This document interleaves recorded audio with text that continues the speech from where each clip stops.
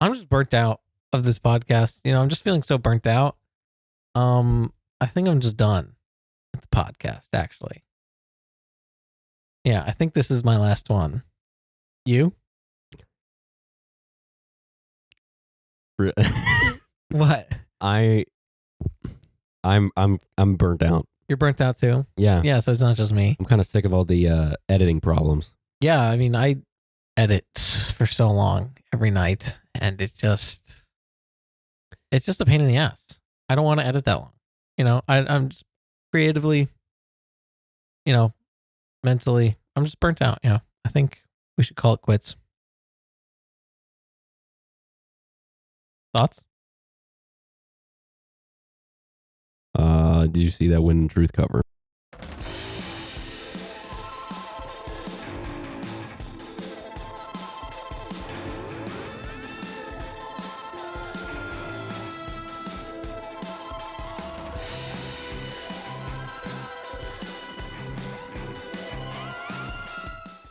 Oh my God, the Wind and Truth cover Podcast is back on, looks people. so good, actually. Yeah. Yeah. Yeah, it might be my favorite one. Do you think so? I think it's my favorite. With the whole thing? Yeah, with like the whole spread. It's really good. I just go back and forth, but I do really like it. Which ones do you go back and forth on again? Words in that one. Words in that. Oh, I'm a sucker for purple. Yeah. Purple and Rhythm of War has a great cover too, though. I think so. I mean, that they one's all a have sleeper great one. covers. I think there could be more with the Oathbringer one, but the Oathbringer one is good. Yeah. And the Wave Kings one feels very... Well, I mean, what's on the other half of the Oathbringer cover is really cool. Right. In the background. Yeah. That's pretty cool. Right. But the Wave Kings one's kind of just safe. Like, it's good. It's safe. But it's simple. It's good. But it needs to be that. But Wind and Truth's cover is like... It's good. Dalinar in front of the storm. With a book. With a Bible. With a book. The Bible. The Way of Kings. He's actually holding the Way of Kings leatherbound edition. He is. Yeah. I know. Pretty funny. I believe I sent that to you. Mm-hmm. Yeah, that's funny. Yeah, I like that. Anyway, welcome back to the Lost in the Cosmere podcast. Yay. I just destroyed you. What do you mean? Done. How did you cut you destroy off. me? You were making a silly little giggle. Wee woo wah. There we go. Now I got them in. I got the silly little noises in. Anyway, we're back. And today, what are we talking about, Cullen? We're talking about Oathbringer. Wow, book 3 And of the Stormlight Archive. Dawnshard, because wow. Guess what? In the intro in the last podcast, I said we had some technical difficulties, but we were able to kind of figure some stuff out. So we actually hadn't recorded episode 7 when I had recorded that. We were about to. So I was just preparing for the worst. So actually, this is being recorded post-words. Wow. So we'll find out if we have any technical difficulties. Yeah, I can't wait. It'll be fun. I won't have to worry about anything. Yeah, he does not. I don't actually have to do anything except show up. I'm So just talent. So we're going to talk about Oathbringer. And we were originally only going to talk about Oathbringer, but we're also going to talk about Dawnshard because I also was able to read Dawnshard now. I convinced him that we should talk about Oathbringer and Dawnshard because I think there's way too much to talk about in Rhythm of War. Right. Like that podcast is going to be dangerously long because we won't just be talking about Rhythm of War in that podcast either. Oh. Well, I mean, think about it. It's the last. Think about it. It's the last book so far in the Stormlight Archive. True. So we're going to be talking about all the books before it and Wind and Truth coming up. True. So that podcast is going to be 2 hours at the least. Ooh. Like minimum, that podcast is going to be 2 hours. Well, then we got to get into Oathbringer. So okay, yes. So what did you think of Oathbringer? Non-spoilers.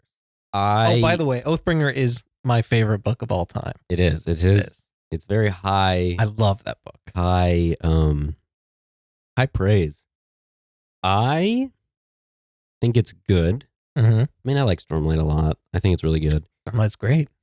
I think it's very slow. I don't know how I feel about the pacing. I go back and forth because sometimes I'm like, it works, but also in that moment, it's very long. It is a long book. It's a slow book, but you know me, I love my slow burns. Yeah, I know you like the slow burns. I think, you know what? This is the one out of the 3 Mm-hmm. that I've read that actually feels the length that it is. Yeah, it feels long, Mm-hmm. but I kind of like that because once you finally get to the ending, it's you feel like you put in the work. It's worth it. And it's not like the other books don't feel long. This is all in the context of Stormlight books, right? Yeah. Like comparing this to other Stormlight books, it feels. Oh no, this wasn't as long as a long trust, guys. Shut up. But no, I thought it was good. I thought the revelations were quite interesting. I know a lot of things revealed in this book. Well, I mean, a lot of things get revealed. You would hope so in how big these freaking books are, you know? Yeah, I know. But I don't know if I would put it as my favorite. It's hard because I like Way of Kings more than I think a lot of people seem to. But do you like it more than words? Way of Kings more than words? Yeah.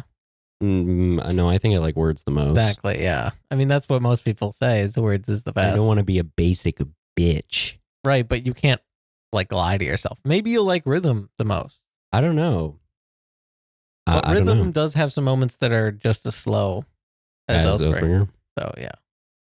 I don't mind it. I think it's more of the Oathbringer was very slow for a long period of time, and then the action kind of came in. Yeah. Whereas like the first 2 books, the slowness is like interspersed. Sure. Not a bad thing. Oathbringer good.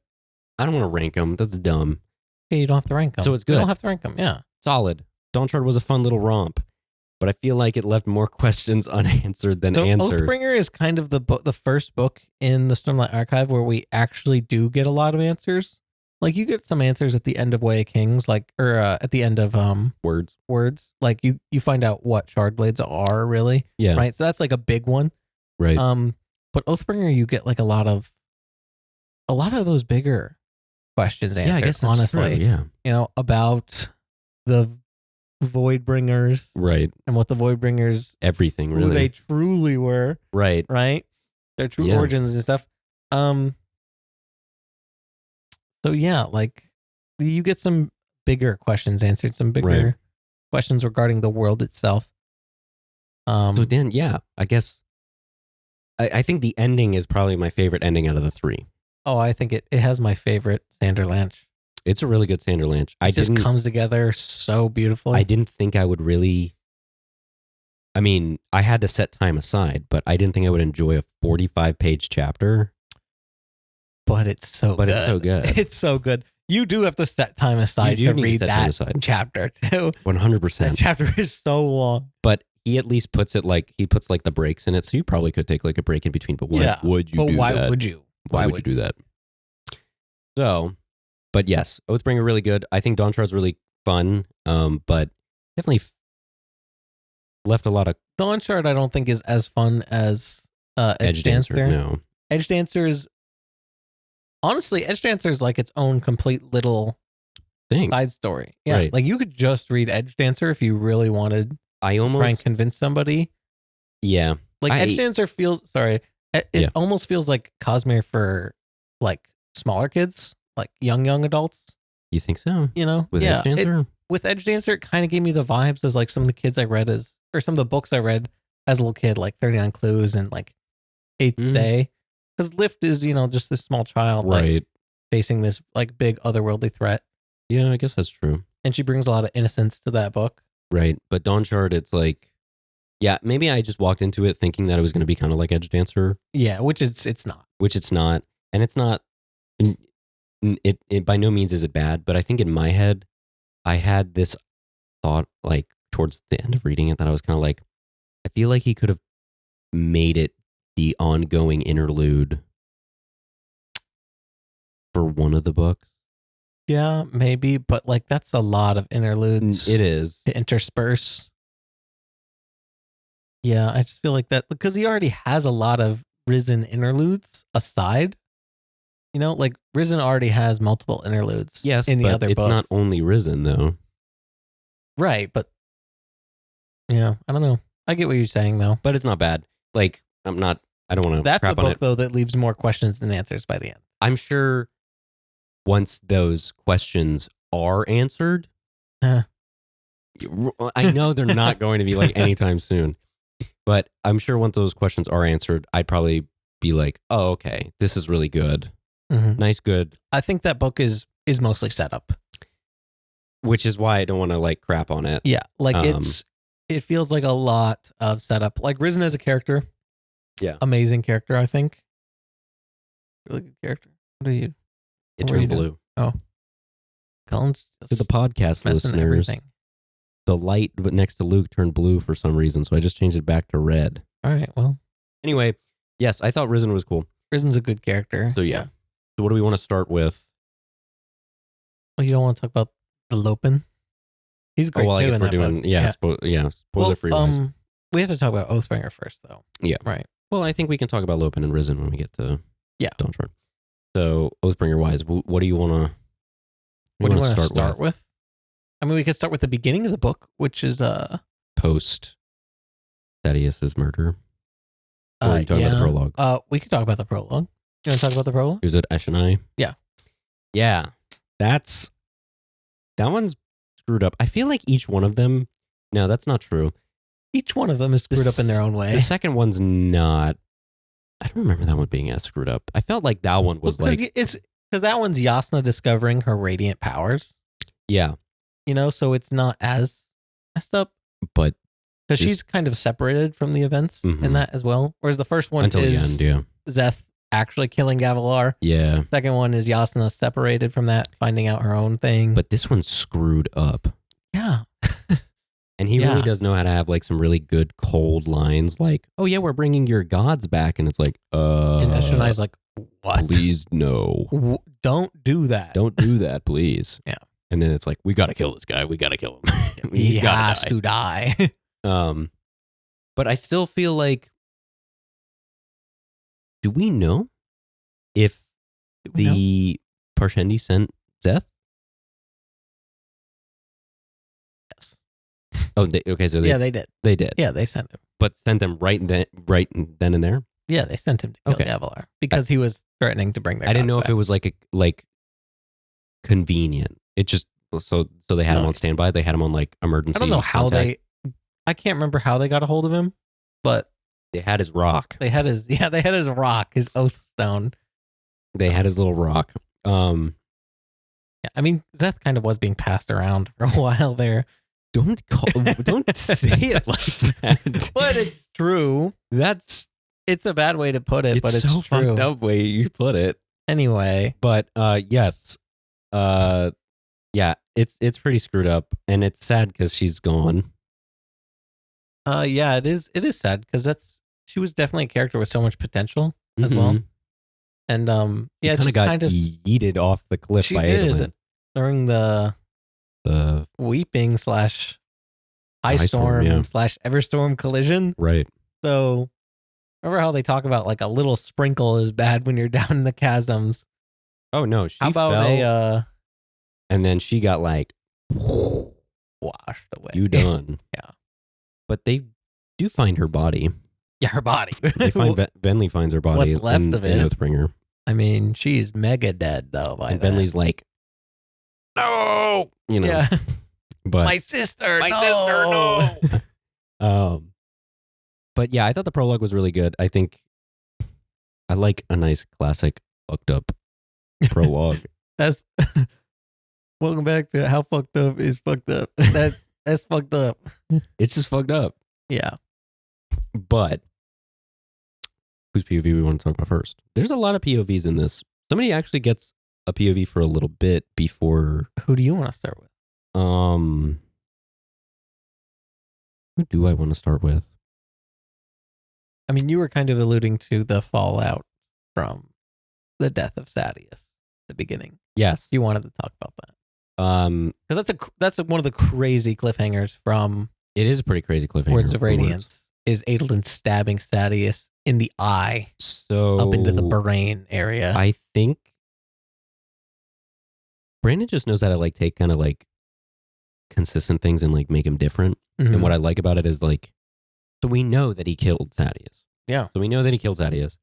No mystery behind it. And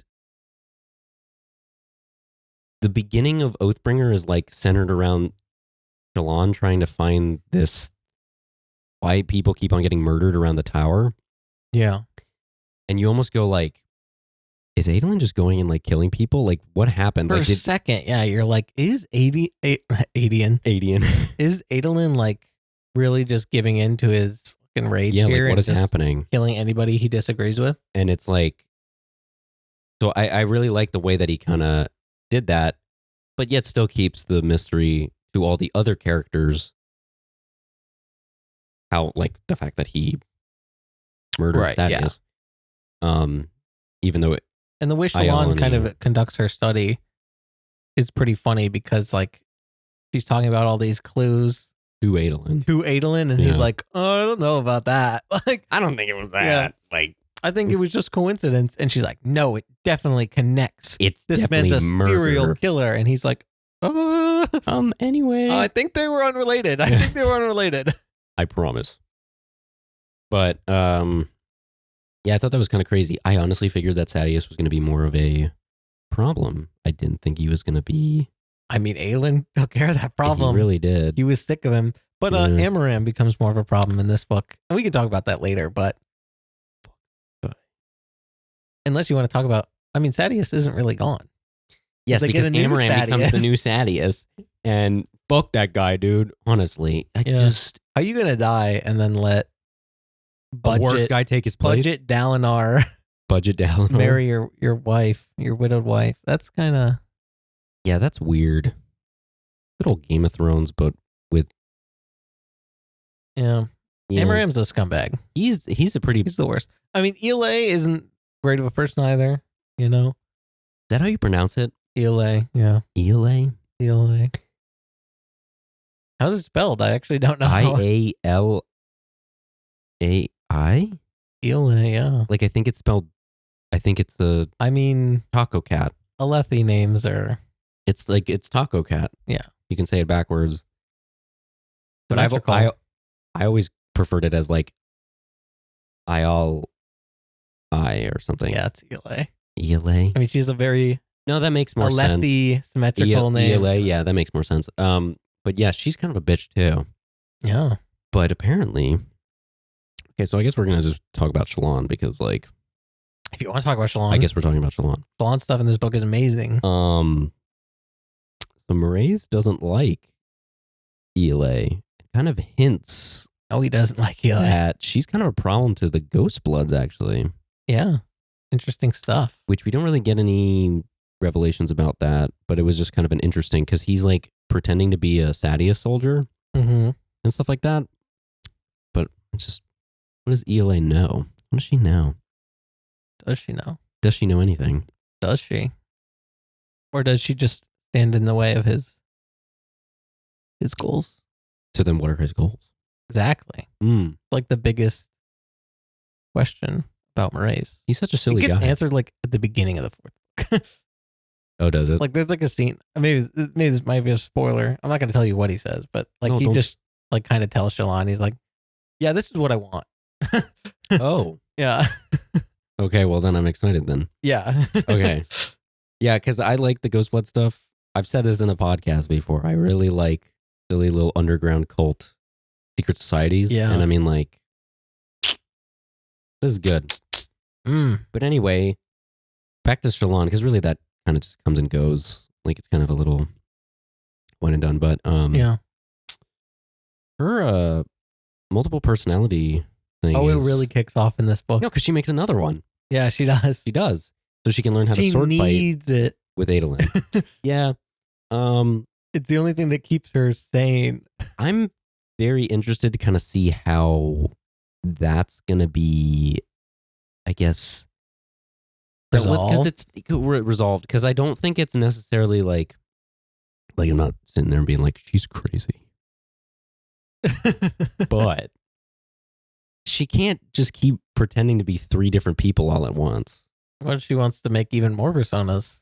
Oh, good Lord. And she's 4, 5, 6 different people, you know? Like, yeah, it's not a healthy thing. The chapters like, where she's like swapping new personas. you know, to deal with every little situation. Yeah. But the chapters where she's like swapping personalities, but it was very interesting. But then it does become like, how do you deal with that? Like, how do you fix it?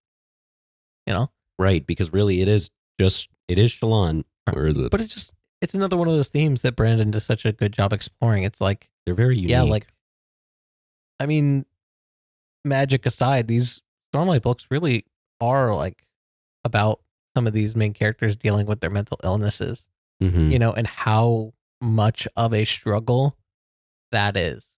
Like, he really likes to focus on the fact that some of these mental struggles are greater than any of their physical ones. Yeah. You know, like they're fighting Odium and the Voidbringers and all this shit. And it's like, yeah, actually, they're like hardest, most difficult moments in these books are like admitting these truths themselves, or, you know, trying to cope with their own issues and stuff like that. Yeah, it doesn't really feel like there's a lot of, oh no, like physical problem. Yeah. I mean, occasionally, obviously, but like the things that really affect these characters is getting in their own ways. Yeah. Yeah. And I think that's just, it's cool. Like, I think it's a good mix. It's nice to have these heroes feel so vulnerable. Human. Yeah. And vulnerable. Yeah. Yeah. So, but, because I think it definitely comes to a head. Again, like, a big chunk of the beginning of the book is kind of Shallan going and figuring out who's murdering all these people. And then she comes across that is pretty early in the book that she comes across the Unmade. Yes, the Unmade, which I thought was a really cool. Yeah, what do you think of the Unmade? I think that's just when you thought like some of the creatures couldn't get any more what the fuck. Then they were like Eldritch horror time. Yeah. I thought it was cool. The Unmade are I just love a good what is that? You're not gonna answer me? Fuck you, but I want to know. I love a good what is that? And that is just like right. Just like, oh my God.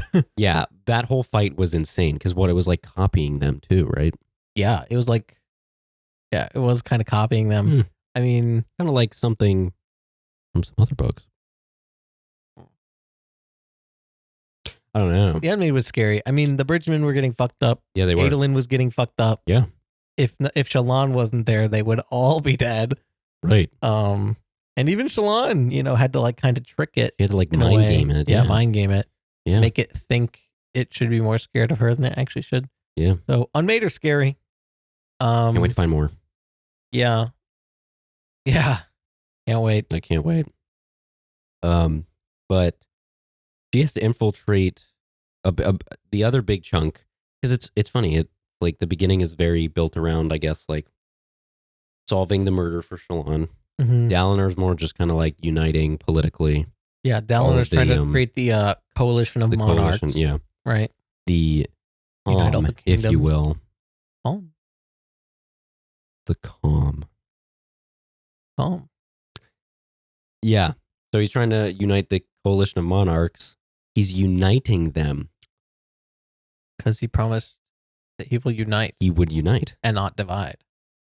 And the Stormfather was like, all right, I guess if I have to. But I'm not gonna be a blade.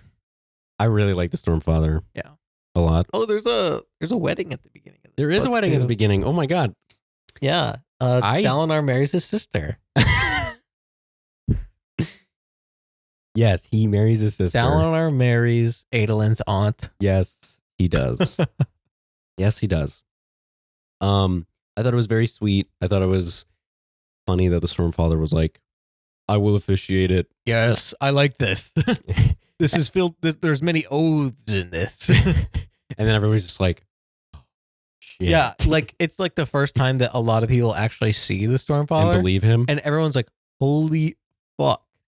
It's the Stormfather. And he's officiating this wedding. I honestly thought that they were going to be getting wedded. They were going to get wed towards the end of the book. I actually figured they were going to be in this book. Mm-hmm. I didn't think it was going to be like that quick. Yeah, no, they kind of don't waste any time, which I like. Well, because there's another wedding at the end of the book. True. There's actually 2 weddings in this book, which is actually kind of crazy. Isn't this book so happy? No. No, it is not. It's the happiest of all of the books.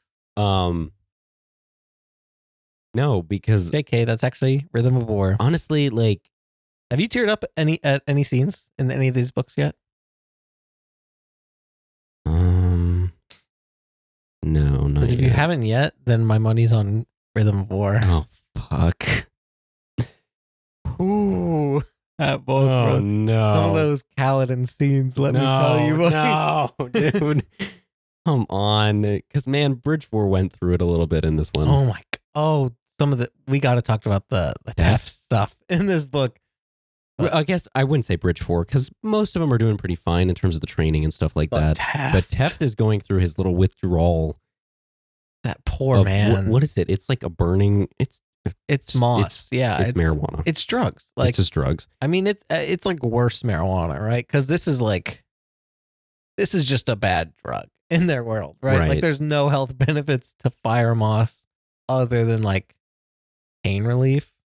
It's kind of used for because Kaladin mentions it too, and he mentions it in Words of Radiance. Okay. When his leg gets fucked up. Oh. He's like, yeah, I'm not gonna touch fire moss. Like he remembers like his dad. That's right. His dad was against it because super addictive. It's super addictive. Yeah. Oh my gosh. Look at that little I know. foreshadowing. Ugh. Yeah. Yeah, but Teft is gonna go through it, and those were kind of rough ones to read. Just because of like there was one where he kind of like started lashing out at everybody. He's like, I'm fine, it's fine. Like everybody's trying to help him, and it's Brandon I think does a really good job of exploring the effects of addiction. That, addiction has on people, but also just what addiction makes people go through. Like, Heft kind of just thinks to himself, like, yeah, I've gone through this before. Like, it's routine to him to the point where people checking on him, like, irritates him. Yeah. You know? He's like, Jesus Christ, just like, leave me alone. Right. You know? Yeah. Stormfather, leave me alone. Yeah. Like, I get it. Like, and he's kind of just accepting of like the fact that he's gonna just do it again, you know. Yeah. So he's like, why do these people care? But he doesn't. In a way. But in the end, he kind of fixes it. Yeah. Are we just talking about Teft now, or we just fully talking about Teft's story arc in this book? Because we can. I love it. I think all the Bridge 4 crew kind of gets, and ex-Bridge 4 people get their time. Because I think there's a whole... Let's go back to the wedding for now. Okay. The wedding is nice. The wedding is good. The wedding is nice. The wedding is good. I thought it was very cute. I thought it was nice. The scene with Elhokar during the wedding is nice, I think. I think Elhokar's come a long way. Yes. From Words of Radiance to this book. Like him. Because isn't he like, he's very like, ugh, about it. In the second book. In the second book. But in this book, he's just basically like, make my mom happy. Doesn't he give her away too? Yeah, he does. Yeah. Which is really sweet. Yeah, I think that's very nice. Like Elhokar is an asshole. No, Elhokar got a big redemption in this arc. But in this book, it really shows like without the ego, he's just a nice kid. You know, really. If he wasn't put in that monarch position, I think he probably would be a lot more like Adolin or Renarin, I think. Yeah. 100%. Because they talk about him later in the book. I think it's just all that pressure. He like draws something and Shallan's like, holy shit, like that's he's actually as good as mine. Really good. Like he's like, wow, for someone who's untrained in art, that's really good. Right. Yeah. Yeah. So he definitely has like a sweeter side to him, you know, like a more sensitive artistic nature. Yeah. If you would. But yeah, he's just really sweet in that scene with the wedding when he gives her away and he like gives his approval to Dalinar. Right. It's just, and it's sweet to see that Dalinar really appreciates it too. He's like, oh my gosh. Mm-hmm. Like, I didn't really know that I wanted his approval until like he gave it to me. He's not, he thinks it's nice to know that Elhokar approves. Well, because I think it's probably a little bit of he sees a little bit of his brother in. I mean, yeah. Yeah. So, but yeah, it's a nice wedding. It's a nice, happy wedding. And then Dalinar starts to remember things. And then the flashbacks for the whole book are all, oh yeah, I'm Dalinar. I'm going to rape and pillage people. And then I'm going to marry my wife, but I don't really want to, but I kind of like her. I mean, she's nice and sweet, but also I'm a crazy, battle lusted maniac who just wants to kill people. I honestly, I'm not going to power scale their how much worse their backstories are in terms of like the flashback chapters. I can't do that. That's not fair. Kills so many people brutally too. Like he kills. Oh, he's the Blackthorn. Oh my god. The first flashback where it shows how he became the Blackthorn, when he's just fighting with no shards, like he's just on the battlefield, like riding his horse, getting shot by arrows. Yeah. Like, and then continuing to ride towards the guy, shooting with there, and he gets to the guy and he's like, "Oh, you're a pretty good archer." Like with all these arrows. And then recruits him. He's like, he's got all these arrows sticking out of him and he's like, "You're pretty good. You want to join?" He's like, "What?" I guess. He's like, yeah. Join up, man. Love it. I love that. And then he's like, "All right, back to it." And then the like his attendants are like, for Storm's sake, like, let us get the arrows out first. And he's like, "Oh, fine, take them out. If you're gonna stop bothering me about it." Right. Yeah. It's I think the flashbacks for him were really cool because one, like, yeah, obviously we see the Night Watcher. Mm-hmm. A little bit more than just the Night Watcher down the road, but we'll talk about that one. Talk about that later. But what I do really like is I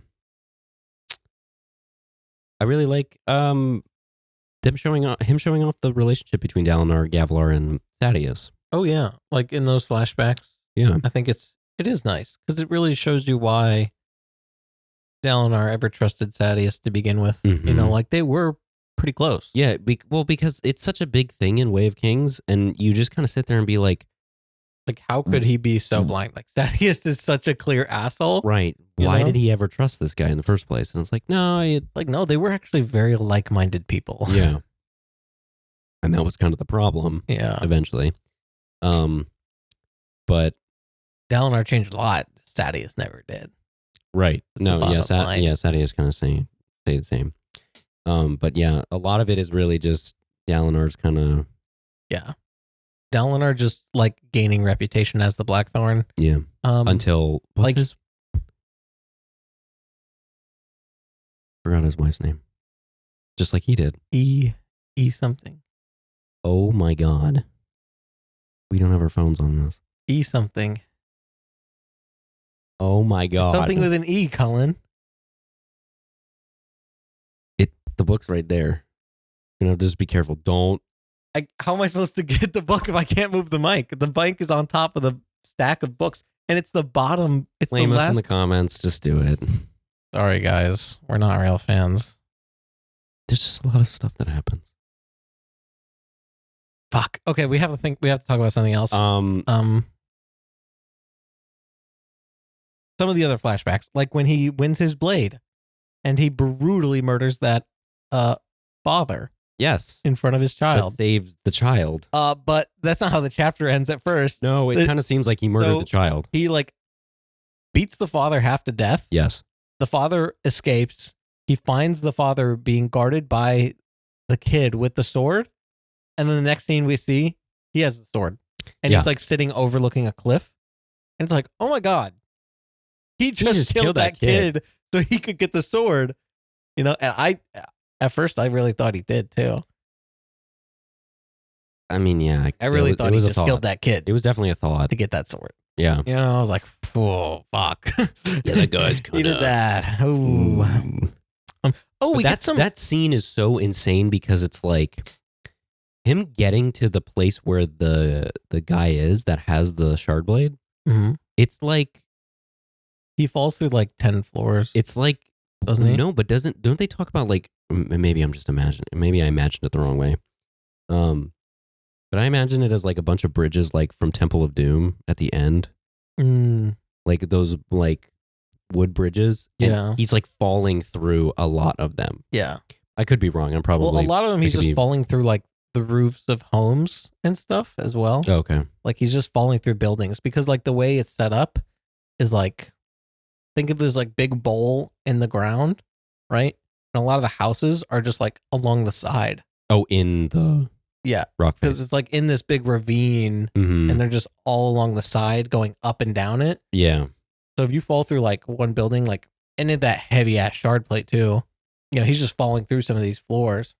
Right. So, my God. Yeah. But he tears through people in these books. Like, yeah. I think this is actually some of Brandon's best action scenes I would say because it has minimal powers, It's only shard plate, it's only shard blade, and then everything else is just people setting up traps to do whatever they can to stop them. Yeah.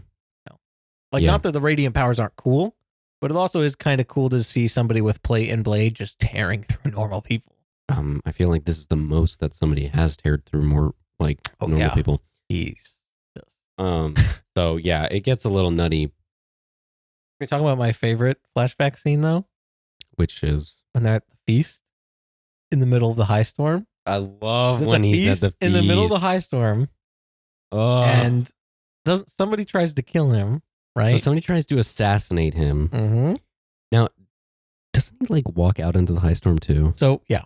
So somebody tries to kill him. Yeah. He kills the guy with his knife. His dinner knife. Like he's cutting his meat. He kills the guy with his dinner knife. Yes. And then he dips it in his glass of wine to clean it off. Yeah. Then he proceeds to use it to cut his food and eat it. Yeah. Yeah. All right. And then he walks out in the middle of the high storm with a cup to refill his cup of water. Dude, what the hell? Like, he's insane. He's actually just that's a totally different person. From the way he is now, yeah, 100%. Like kills his assassin with his dinner knife, uses that dinner knife to eat his food, and then walks into a high storm to refill his cup. But he's still capable of doing that. But he's just more refined now. But he could do it if he wanted to. Could do that. But he's just a guy now. He's just a little politician. But he could kill you with his dinner knife. Don't give him no. He's just a little guy. No. Fucking crazy scene. I remember when I was reading that, I was like laughing out loud at how ridiculous it was. I thought it was hilarious. Like, I was like, oh my God. Like, that's just so over the top. But I just love the fact that Navani's terrified. Well, I think the Sadius pair is more terrified. Navani's kind of like... Well, Navani always said that she was into him, but the only reason she chose Gavilar is because Gavilar wasn't as scary. Because of things like that. Yeah, because of things like that. There's the one half of her that's probably like, oh, that's so hot. And the other half of her that's like, Navani, you are insane. He just killed the reasonable he just part did of that her. at the dinner table. He just killed somebody with his dinner knife. And he's wiping it in his wine. And he's eating with it. So there's that part of her that's like, what a man. And the other part of it is like, you have to be fucking with me, right? Like that one part of her brain that's just like, oh my God. You can't be serious about the this drama. Guy. Yeah. No, I love that scene. That scene's really funny. Yeah, it is good. But yeah, I mean, I guess we're just talking about the Dalinar flashbacks. We can't talk about all of them, right? We have to save those for the end. Okay, so what do we want to talk about now? Because we have talked about a good amount of wartime Dalinar before Dad. Do you want to talk about Dalinar? Kaladin meeting his parents? Oh, Kaladin meeting his parents and his new little brother, Aroden, I believe. Aroden, yeah, I think. Oh, I love that. So cute, so sweet. Just a moment Kaladin needs, I'm sure he'll probably be depressed and when he's holding later. his brother too, and he's crying, remembering Tien. Yeah. Fuck. It's just so. Tien really was one of the only things keeping Kaladin's depression away. Literally ever since Tien died, Kaladin's depression has done nothing but take a sharp dive. I thought it was really nice, and I think I'm interested to kind of see if his whole relationship with his dad. Yeah, because it does kind of reveal he still has kind of a rocky relationship with his father. I mean, they clearly love each other, but they have their differences. Yeah, but his mom is clearly the neutral party. Yeah. She loves them both no matter what, But right? his dad's kind of just like, yeah, but you're killing people and I have to sew them up. Very pacifist. This is not okay. Like, Kaladin's like, sometimes you need to kill people. Like, you were going to be a great man. You were going to be a surgeon. And then his father's just like refuses to acknowledge it in any way, like any argument towards it. He just refuses. Yeah, he like pulled up to the and this is after he pulled up to the freaking village all aglow. Yeah. And it's like, come on. Yeah. Like they both clearly have some stuff to work out. Yeah. But his father does come off kind of dickish in this. A little bit. But I mean, yeah. He kind of comes off dickish in the other books. Yeah, there's definitely scenes. It's not in a bad way. I think it's more like he's doing his best, but he doesn't understand that there's got to be some other way of doing it. I mean, he's very set with his ideal. The thing is, you like that? He's as stubborn as Kaladin, right? And Kaladin as stubborn as his father. Like, yes. All of Kaladin's stubbornness, boom, that's where he got it from. Is that man right there? 100%. Yeah, absolutely. This other defiant, dark-eyed surgeon, that's where Cullen got all of his sass from. Yeah, that's true. So, but yeah, I thought it was nice. It was cool seeing him go back to the town. Mm-hmm. Maybe not for his childhood friend Laurel, but that was a little. Yeah. Whoa, dude. What are you gonna do? I wasn't thinking it was gonna be that, bro. I mean, at least she married into money. That money. People change. And he didn't really. I mean, he didn't change that much. He got more broke. He changed and gave him some perspective. Yeah, I mean, he's still a dick. Yeah, there's really no way to convince anybody to like Rashon. No, I think Brandon knows that. Yeah, but there are people. There's ways to get people to realize, like, okay, I still can dislike him, but he has changed a little bit. Yeah, No, I think so. But yeah, I thought it was cool having Kaladin go back to the town and stuff like that, and seeing all that stuff. Very cool, I think. Brings all that stuff kind of full circle. Mm-hmm. But yeah. What do we want to talk about now? We can talk about more Shallan stuff. You wanted Shallan? Well, because I really want to talk about the Shallan Hoyd stuff, but that's a while away. Talk about whatever you want, man. Your podcast. Oh my God, it is. Oh my gosh. Okay. I forgot. Well, okay. You know what? Part 2 I thought was really interesting because Kaladin didn't have a POV in part 2 of the book. I know, right? Well, it was the Bridge 4. He got so many POVs in the last books. Yeah. That But it was the Bridge 4 crew. Mm-hmm. And I thought that was nice because it's just nice to get more Bridge 4. They're talking about so much. That is the only criticism I have with words. Mm-hmm. Because Way of Kings, one of my favorite parts is them. Bridge 4? Yeah, the Bridge 4 thing. Mm-hmm. And they really only have one scene where they go out drinking, where they convince Kaladin to go drinking. Yes. And then it's later followed by Moash trying to convince him to kill the king. Right. So it's, So I missed that. So I was happy that they got some POVs. I also think when Bridge 4 gets a POV, I think there's very few forms of media that do a good job of getting you to care about everyone in a group setting, right? I feel like most of the time you have to get watchers, readers, whatever, your audience to care about them individually first. But the way Bridge 4 interacts with each other, in that group setting, they're a family. You're just I love Rock. I love, Lopin. They're all very distinct. Yeah, they are very distinct. So they can all stand out despite being around each other. Right. So much. Yeah. And I think that just, makes them all very likable. I just love a nice 20-page chapter of Rock learning how to cook, followed by his family coming back. I know, yes. Dude, Rock's family coming back and him seeing them again. Actually so wholesome. So wholesome. And all of Bridge 4 being we're happy for you, man. That's awesome. And they're time to move some stuff out of the... No, Kaladin gives up his room. Yeah. For it. Yeah. What a guy. He's what a just guy. A nice guy. He's just going to go sit all sad in another room. Yeah. He doesn't need a lot of space to be sad and depressed, you know? He's got it. Those less space, the better, actually. More things to look at. Anyway. but yes, because what was great was, Bridge 4 got some stuff. It was nice because Sigzil was kind of experimenting. Oh, I love Sigzil too. And him kind of one of my actual favorite characters. Oh, really? Sigzil. I love him. Well, because he always my master. Yeah. The guy. Yeah. Sigzil's great. Yeah, I do like Sigzil. But his was more of like the experimenting where it was like kind of them like sticking Lope into a wall or something. Oh, I love when they stick Lope into things. Yes. Oh, and Lopin's got he's now a 2-armed Herdazian. Okay. So I don't remember. I don't think that's something we talked about at the end of the last book is when he started to regrow his arm. Did his cousin show up in the last book or this book?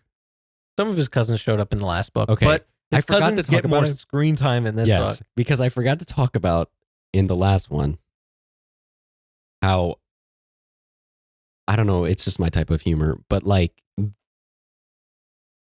the cousins slowly multiplying. Yeah, just growing over time. Every time Kaladin's just like, how many cousins do you have?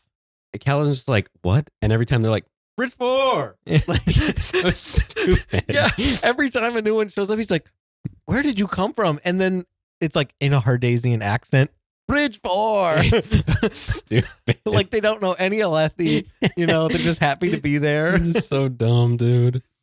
But yes, I do love Lopin, and him with his dumb one-armed Herdazian joke. I'm so bad with like pronouncing stuff. It's okay. Dude. No, it's not. Dude, the Stormlight names are crazy. Pronounce Rock's real name. Nope. Oh. Nope, won't even try, actually. Well, because it starts off kind of like that fish. Huma huma nuku nuku apawa. Oh, yeah. Yeah, that's right. Yeah. Boom. Wow. It starts like that, and then it doesn't end like that. It goes for like 6 times the length. Yeah. That's crazy. Good form, though. Good form. Yeah, good form. But yes, I thought it was cool seeing everybody getting their little like powers and stuff like that. And they're bringing some ladies in the Bridge 4. Yeah, some ladies. Yeah. Yeah. Let's break down these gender norms, huh? Hell yeah. Well, because what? Because men can read and girls can fight. Men can read and cook. Yeah. And girls can fight and I can't read. Do? Oh. I'm a man. I can't read.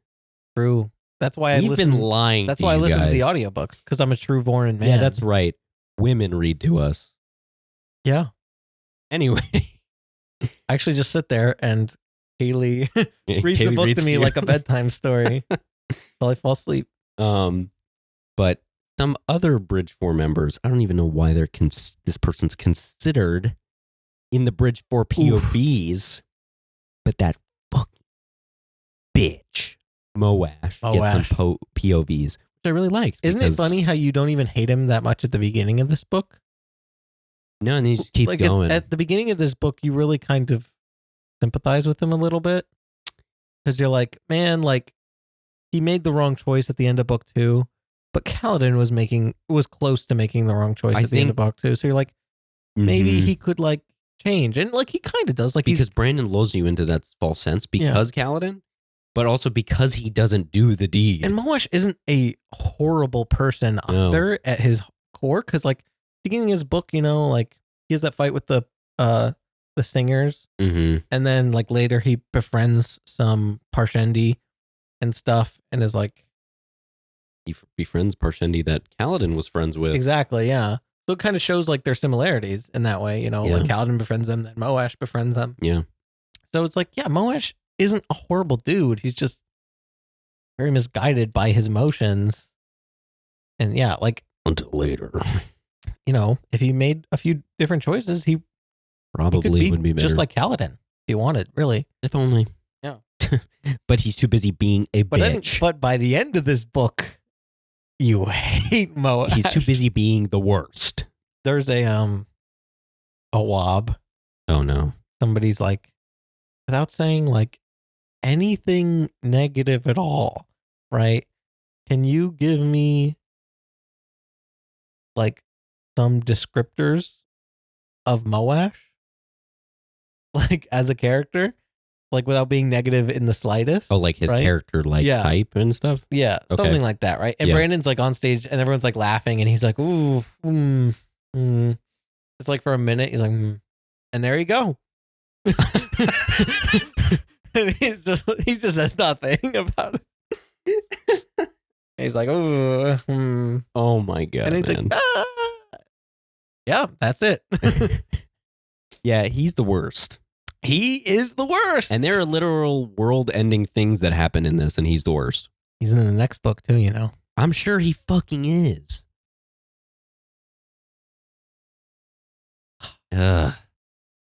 He gets worse. Oh, fuck. He gets even worse. And then some other bridge for Renarin and Shen. I thought that was cool. I love Renarin and Shen. Like, actually so much. I mean, like... Relaine. Relaine. Yes, you're right. Yeah, it's not Shen anymore. He's Relaine. Yeah, I think... I actually hope we get so much more both of them. Renarin and Relaine.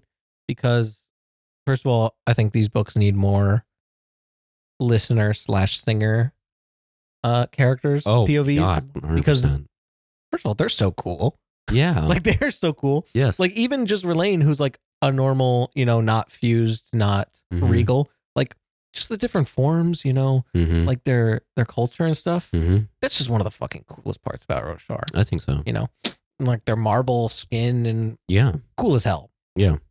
And then Renarin, again, just like a super sweet, very nice character. Yeah. And like, everything he does, I'm like glued. But then like, and it cuts away. Like, he just needs more screen time. Both of them need more screen time. Maybe in rhythm. I do love Relaine. Relaine is just full of wisdom too. Yeah. He just really is. I love when he whenever he humbles characters for being ignorant or racist without knowing. Like there's a few times where Kaladin will say something and he's like, "Hey, come on, man." Like, I want you to double think about what you just said. And Kaladin's like, you know what? You're right. My bad. My bad. My bad. That was stereotypical of me. I'm not gonna lie. Out. You know, I'll see you. Thank you for catching me on it. There's something. I think they say something to Sigzil because Sigzil's black. Yes, right? Sigzil's Asish, so that's more black. Okay, yeah, because the Alethi are all like dark tan. So they're more like, but they're based off the Mongolians, Sigzil right? as being But then they describe Sigzil as being much darker. So Sigzil is black. Asish people are mostly black. There's like a scene and then, or like, something. Parshendi are like typically like very dark, like very like actually black of skin. I believe. I mean, some of them might be white. They have like very weird marbling, you know? Yeah. Like if they were to do a live action, they could just make them like brown skin with the red marbling and stuff if they wanted. But I feel like I remember there being a scene with like Sigzil saying something and then Relaine was like, come on, you can't say that. Yeah. Probably. Like it was something said to Sigzil and it was like, hold on. Rain's like, hold up. Yeah. What are we doing? No racism around Bridge 4. We're going to keep them in line. Relaine does kind of humble the racism whenever it pops up casually. And I love that about him. Yeah. Because he's never like it does piss him off sometimes. Yeah. Right. But then he's like, love these people. Like I just gotta educate them. Right. Like they don't know any better, you know? Yeah. So it's a little cute. Yeah. I hope him and Renarin get more time. Yeah. And then him and Renarin interacting is just cute as well. Yeah. They have their moments where like they'll be described as just talking to like off on the side or something. And it's like, they seem to be cool buddies. Cool buddies. Yeah. Or and they were roommates. But yeah, they need more screen time. Because I mean, the stuff that happens with... I hope in book 5 they get more screen time. Yeah. But if not, then hopefully in the next 5. Two characters I love and I want more screen time of. Bottom line. Or they'll just be murdered. Ugh. Please no. Please If anything else, everyone else will be murdered and it'll be two of the characters that get to live because they haven't gotten their screen time yet. So Kaladin will die and Dalinar will die. Or they're the type that's like, we're going to give them they're gonna get the coolest screen time, and then immediately they kill die. him. Fuck. Oh Shit. Okay, so yeah, we talked about Bridge 4, I think. Yeah, I think that covers most of the Bridge Force. Oh wait, there is a scene in this book where one of their members is they talk about how one of their other members is gay. Oh, Drahe, right? Yeah, that's right, Drahe. They're like talking. Oh, because what it is they're talking about Dalinar. No, they're not marrying talking about, Navani.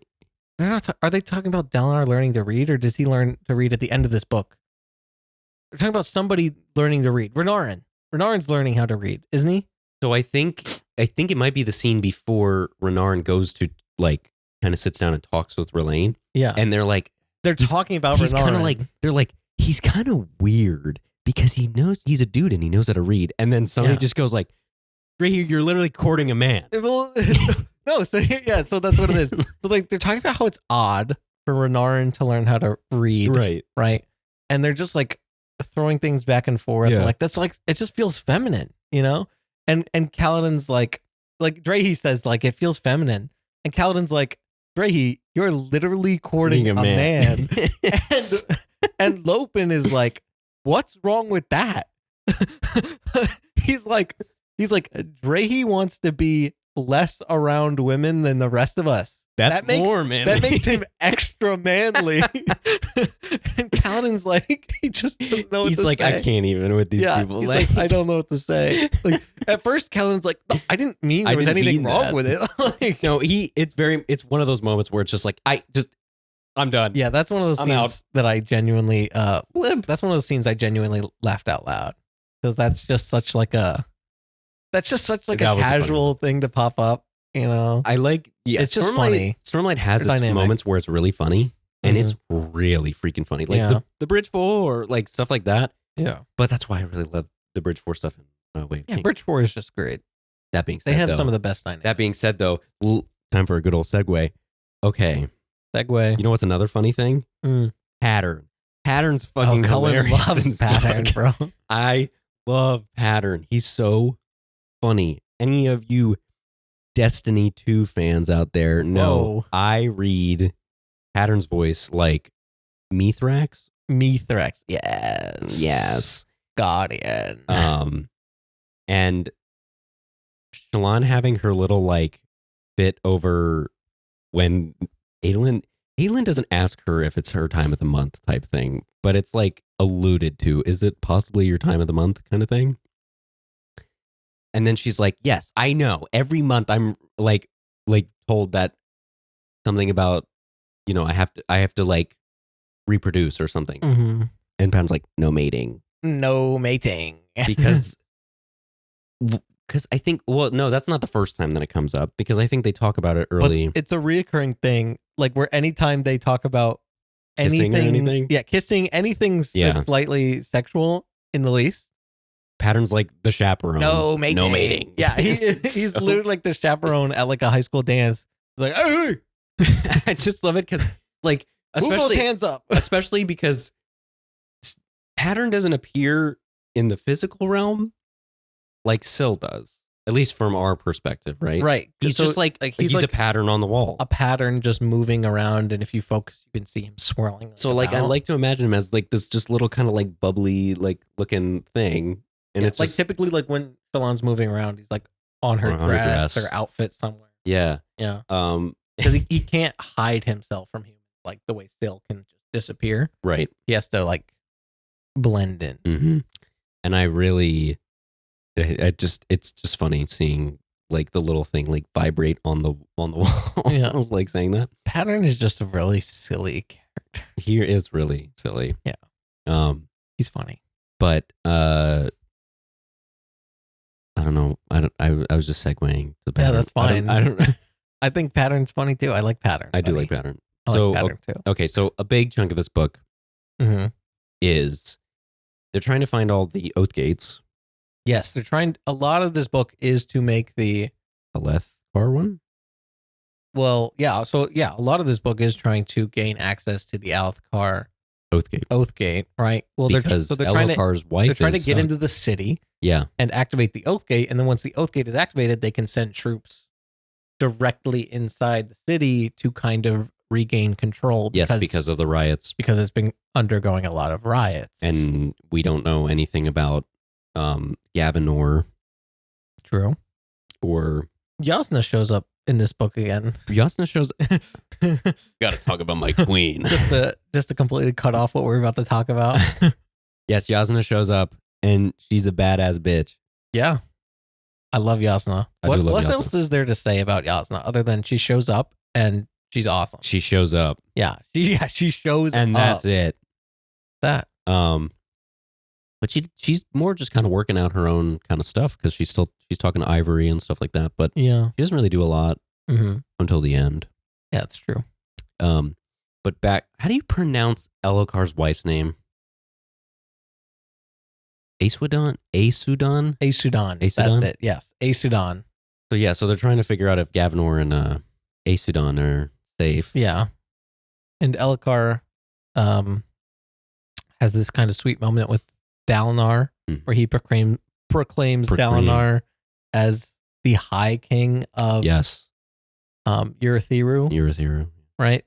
So it's kind of this moment, nice moment of Elokar officially, like, just being like, hey, you've kind of been the king this whole time anyway. Right. Let me make it official. Yeah. In a way. And which later kind of fucks some stuff up because, like, the other kingdoms are like, whoa, High King. Like, you're no king over me. What the hell is this? Dalinar's like, I didn't mean it. I didn't mean it. But then, yeah, like, Elokar has this kind of little redemption arc where he's like, let's go save my wife and kid. Yeah. And he tags along. Yeah, he starts acting like a king.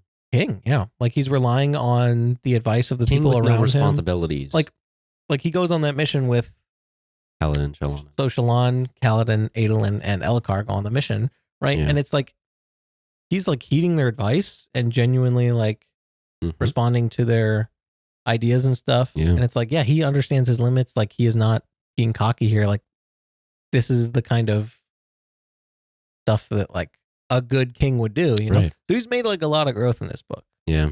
Yeah. And all of this stuff where they're infiltrating the city is just amazing for the other three Stooges.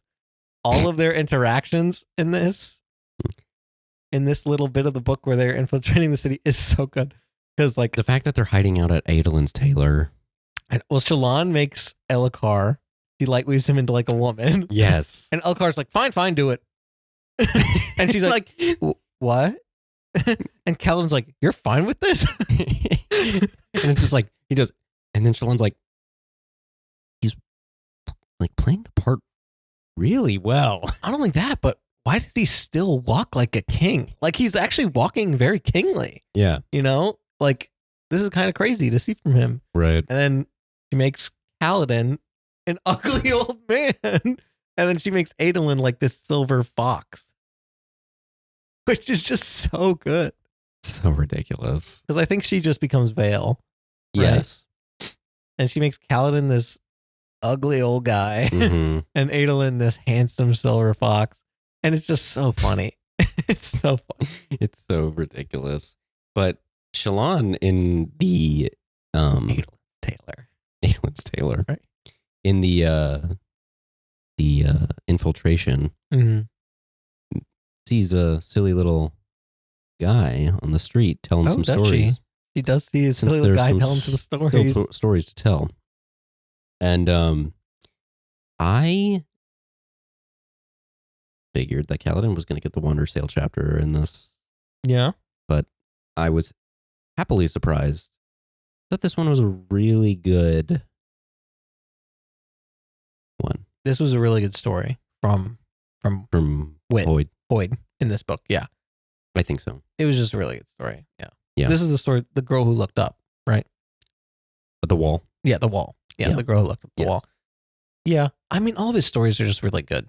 It's kind of crazy to me that Brandon can come up with these stories. Like, they just are good. They're solid. They have these great themes. They allow you to interpret them in your own way, and they allow you to naturally see how the characters slowly interpret them over time. Yeah. So yeah, I think the stories are just really beautiful, Mm-hmm. and the way he tells them are really nice. Yeah. Yeah. I think the next book though has the best one. Oh, really? Yes, it's the best. It's the best scene that like a story is told in. Okay. Right. So, well, I guess what I mean by that is like the setting, not the setting of the story being told, but the setting of how the story is told to that character, I think is really good. Okay. And like, I think all of the bits that make these stories good. So like, when is the story being told in the point of the character's story arc through the book? Yeah. Like, I feel like it's perfect in this next book. I feel like the story itself is perfect for the character that hears it. Yeah. And I feel like the conclusion that the character comes to about the story, like full circle, is perfect in the next book. I think, yeah, it's got the best one overall. But well, this one had one of my favorite Hoyd quotes. Period. Okay. Let's hear it. Which was the accept the pain. Yeah. But don't accept that you deserved it. Yo. And I think such a good one. That one's a really good one. That's probably one of the best Brandon quotes I've read. Have you been keeping up with your quotes and stuff? Absolutely. Oh, that's amazing. I love to hear that so much. Yeah, it's such a good quote. I love that quote a lot. It's an amazing quote. I probably have a lot of Hoyd's quotes are in there. Hoyd just has the best quotes. He has really good quotes. Like, so good. I don't know if Brandon uses Hoyd as like a stand-in for him. I think sometimes he does. Mm-hmm. You know, I feel like Hoyd is the closest we get to a direct message from Brandon in the story. Yeah. So, but yeah, it just accept the pain, but don't accept that you deserve it. Amazing. It's like, just so simple and so beautiful. Quote. Yeah, I really like that quote. That's a great one. Yeah, because it's her kind of trying to figure out who she is. I think this one's the real big one, especially with like her having the other personality of Radiant. It's like it's becoming a issue of like how is she going to figure out who she is? And what I think I like the most, especially with the other Wonder Sail chapters, is that characters get these quotes, right? You know, fleet with Kaladin and words and stuff like that, right? Keep running. It's not they're not done. Like their arcs aren't done once they get that quote. Right. It's almost like they just started. No, it's great. Like I don't like Shallan still has like a ways to go in terms of her figuring out who she is. Oh yeah. And Kaladin figuring out how does he keep going? It's almost like these stories like and the answers they get from them, like it's not like they answer every problem they'll ever have. Right? It's just like that they apply significantly to their troubles currently, and that's really all that matters. Yeah, help them get through, take that next step. Yeah, it's not that like stereotypical like I failed, I messed up, and then they get like the nice quote that's just like that gives them perspective, and it's like I'm a different person now. It's like, oh wow, the world is sunshine and rainbows now. I've come full circle. It's like, no, it's what I really like. Yeah, like what you're trying to get at too is like they hear the quote and it's like the problems aren't all solved immediately. Like they hear these stories and it takes them a while to like digest them and really apply them to their situation. Yeah. And even then, they still have more struggles to go. Honestly, because the struggles in life they never really end. Right, and I feel like that's almost like a problem with media is because it's not realistic in that fact that they do that whole, they give that little quote that gives perspective and it's like, yeah, sure. Yeah. I mean, like you'll have those moments where it's like that quote that gives perspective, but it's not a Band-Aid. Like it doesn't fix it. Right. Like it doesn't it doesn't make just by hearing it doesn't make everything better. Like you need to apply it. You need to stick by it. Yeah. Like, take action. And I think that's why I like the way that they're doing that. Cause it's like, no, there's going to be moments where you're going to forget it and you need to bring it back. Those stories and quotes like that one are really just what make me love this series because I can hear quotes like that and just like, they just change your perspective on certain things in your own life too. You know, like when I first heard, Life Before Death, Journey Before Destination, like it just hit different. Right. Especially at the time. Like, it's just like, there's so many stresses in life and just to hear words as simple as like, hey man, it's okay. Don't Don't worry about where you're trying to get. Just enjoy the time now. Yeah. Like I have really, really tried to live by that ever since I first heard it. Mm-hmm. And then, quote from this one too. It's just like, I love hearing quotes that I hear and I just hear it and I'm like, I know that's going to stick with me for a long time. Yeah. And that's one. That's a good one. Yeah. It's a rough scene because she's Shallan like, has some great stuff in this book. Honestly, it's kind of crazy because she had the POVs in Words of Radiance, and I feel like that scene was like the darkest she's been. Yeah. So, Shallan's character evolution is just amazing. Yeah, I think so. But then, no more Hoyd talk until the end, I guess. Okay, no more Hoyd talk until the end. So they infiltrate Palace. They do. Well, Kaladin happens to meet somebody. Oh my god. Kaladin happens to meet somebody in this little arc, this part of the story. Yeah. He meets Azure. And her hair changes colors. It's kind of weird. Of the wall guard. And whenever she's kind of in a room, stuff kind of seems a little bit more colorful. Yeah, things do seem more colorful. She also has a shard blade that doesn't get dismissed. Scarves or is it scarves or like rope wrapped around her? I think it's arms or hands, something like that, right? Interesting. Fabric of some sort. Yeah, her shard blade doesn't get dismissed. Doesn't go away. No. Why? Weird. Because her name isn't actually Azure. It's Vivenna. Oh my god! What? Oh my gosh! And it's her breath that make everything more colorful. And it's her hair. Vivenna's hair that changes color. The royal locks. The craziest thing about seeing Vivenna in this book, honestly, is the fact that she has another sword like Nightblood. Yes. It's kind of like, holy fucking shit, why would you even try to make another Nightblood? I mean, I think we don't know because we don't have her perspective, so we don't know if it's like Lady Nightblood. I don't think it's Lady Nightblood. I don't even think that sword talks to her. You would think she would be talking to it. I think this is almost, the sword she has is almost like a not even mini Nightblood, right? Like they didn't want to go that far. Yeah, exactly. Like they wanted to see, they didn't want to go quite as far as Nightblood. I don't even really think that sword's as close as Nightblood is, because Nightblood is fucking insane. It's made of 1,000 lifeless, or not lifeless, but what are the resurrected people called? Dude, help me here. I don't know. I've read so many things since then. The breath of the gods, right? Yes. Each god born again has one breath. Whatever. That is worth 2,000. Yeah. Right? And so they took 1,000 of those. Yes. Which is 2 million. I know. 2 million normal breaths. And made Nightblood. And used it to make Nightblood.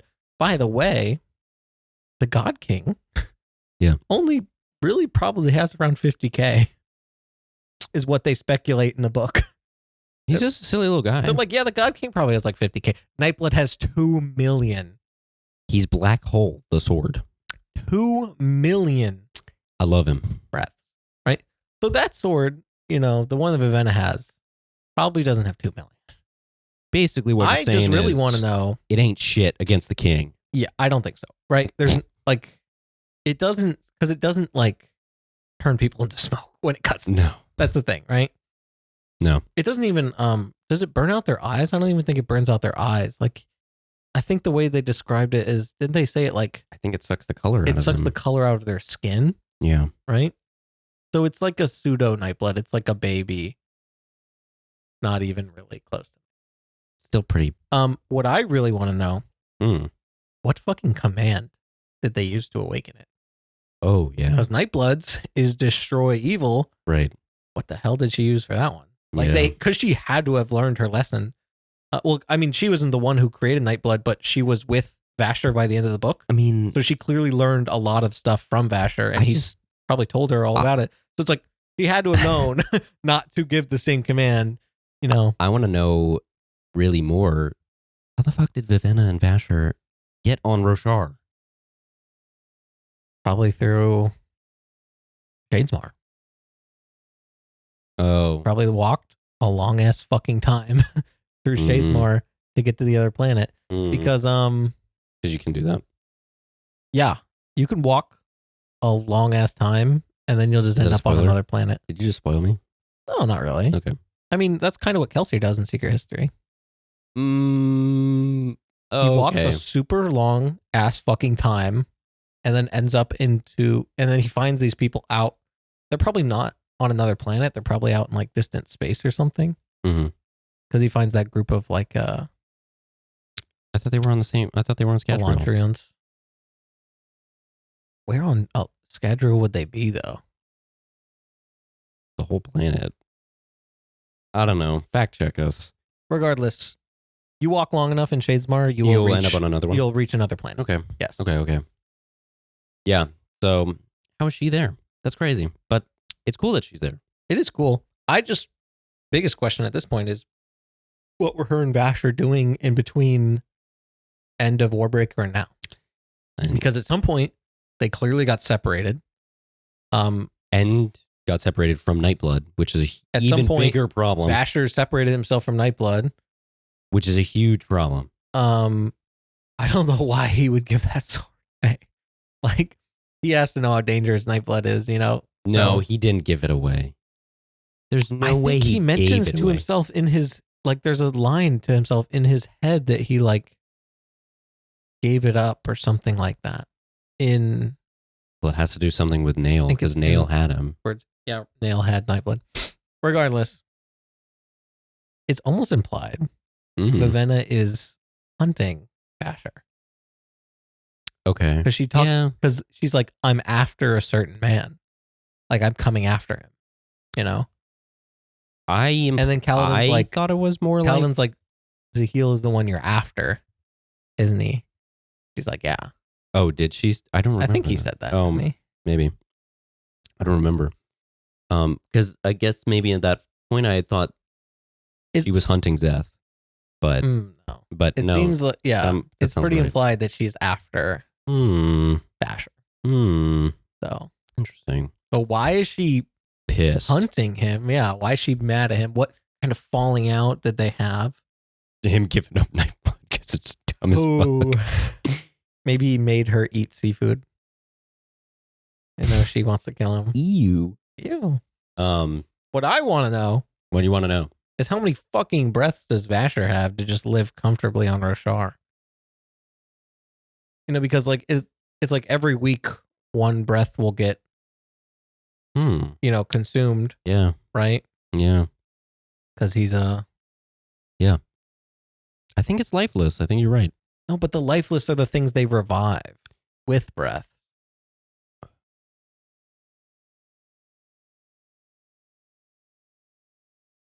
Anyway. I still don't remember Dalnar's wife's name. Oh my god. Evie! Yeah, that's what it was. Evie! Fuck! Yeah, that's one thing. Evie.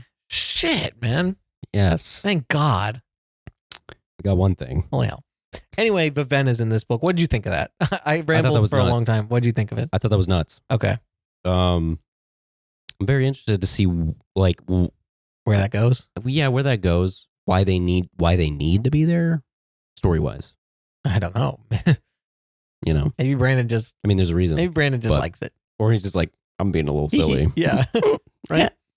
But yeah, I thought it was cool, especially because like. I mean, we don't know timeline-wise where Warbreaker is, so we don't know how much time has passed. I mean, all that we know is, I'm guessing it's probably a couple 100 years at the least before Stormlight, because it seems like Vivenna has gotten a lot of experience with since the end of Warbreaker versus where she is now. Gotcha. Because end of Warbreaker, she's still somebody who knows almost nothing even about breaths. And now she is world hopping and knows a lot about not just her own magic system, but others. Yeah. Yeah. So I wouldn't be surprised if she was a couple 100 years old by now. So then I thought it was a really cool add-on especially because she's kind of the bridge. Also because, remember, sorry to interrupt, you get a certain amount of breaths and you just become, age stops for you. Yeah, that's true. So it's a little different for Vasher, who is a returned. There it is. Because Vasher's a returned, Evian right? returned. So without breaths, he will eventually. Is that a whole conspiracy? Die. Oh my God, those two words we forgot. Will Evie return in Wind and Truth? But Vivenna. Anyway. Vivenna's not returned, so she just gets enough breaths and boom, she gets agelessness. So I thought it was cool that she was in it because she was a good bridge to talk about Shadesmar. Yes. Because she knew about it, right? So she was able to help kind of guide the characters through it, which was nice. Yeah, I mean, it sucks that she kind of didn't stick around, though. I get why. But I mean, I'm sure she'll come back later. Brandon doesn't just drop and leave. Probably will come back later. Yeah. At least it'd be nice if she finally reunited with Vasher or something in an interlude in the next book. Yeah, I mean, I wonder what the duel. Okay. Maybe they'll fight. That would be crazy. But who knows? Maybe she's just trying to. Maybe she doesn't want to kill him. Maybe she just wants some answers out of him or something. Who knows, right? But so basically, they're assembling an army, and Vivenna has a little bit of a troop. She has almost like a kind of bridge crew of her own, in order for them to storm the palace. And Kaladin kind of convinces them. Yes. And so then they storm the palace. I'm just gonna leave. Did it turn blue again? It turned purple. I have no clue. This isn't Rhythm of War. Why is it purple? Yeah, whatever. Who cares? Okay. Technical difficulties. Anyway. They stormed the palace. But they stormed the palace, and it's really cool. I can imagine it. Yeah. Shit goes wrong, though. Yeah, because everybody starts murdering each other, and then silly little Moash is and then kills Elokar right when he's about to say the word. So that scene is so fucking rough, too. Because I'm giddy on the edge of my seat. Elokar is protecting his son in his arms, surrounded by all this death and fighting around him. And then it's Kaladin sees him, and it's almost all the noise gets drowned out, right? The way I picture the scene in my head. All the noise of battle gets drowned out, and Elokar starts saying the words, and it's oh, this is so hype, it's so cool. And then all of a sudden, boom, he has to toss Gavilar out of the way, or Gavinar, and then Moss just cuts him off. And then the little asshole has the audacity to do the bridge force salute and leave. Oh my fucking God, man. Oh. Yeah, this book really makes you hate Moash, doesn't it? I see where Brandon's coming from. Do you think we'll get a Moash redemption arc? Fuck off. Shut up. I take that as a no. Yep, we're gonna get a nice novella where it's I'm sorry. I'm gonna ask. That's what it's called. Apologize. I'm just gonna apologize in advance because I'm gonna ask you that again about the Moash redemption arc. Oh no. Once we're doing the Rhythm of War podcast. And yeah. Anyway. Great. Yep. That's awesome. Mm-hmm. Well, so they storm the palace and they kind of take a big L. They do take a fat L. They even get separated from weren't they traveling with Scar and Drahe as well? Oh yeah. They don't know where Scar and Drahe are. There was another cute scene where Scar and Drahe are kind of buddy with Adolin. Yes, because they were Kaladin's when the fuck did that happen? Yeah. I love that. Because they helped him on the battlefield during the Everstorm.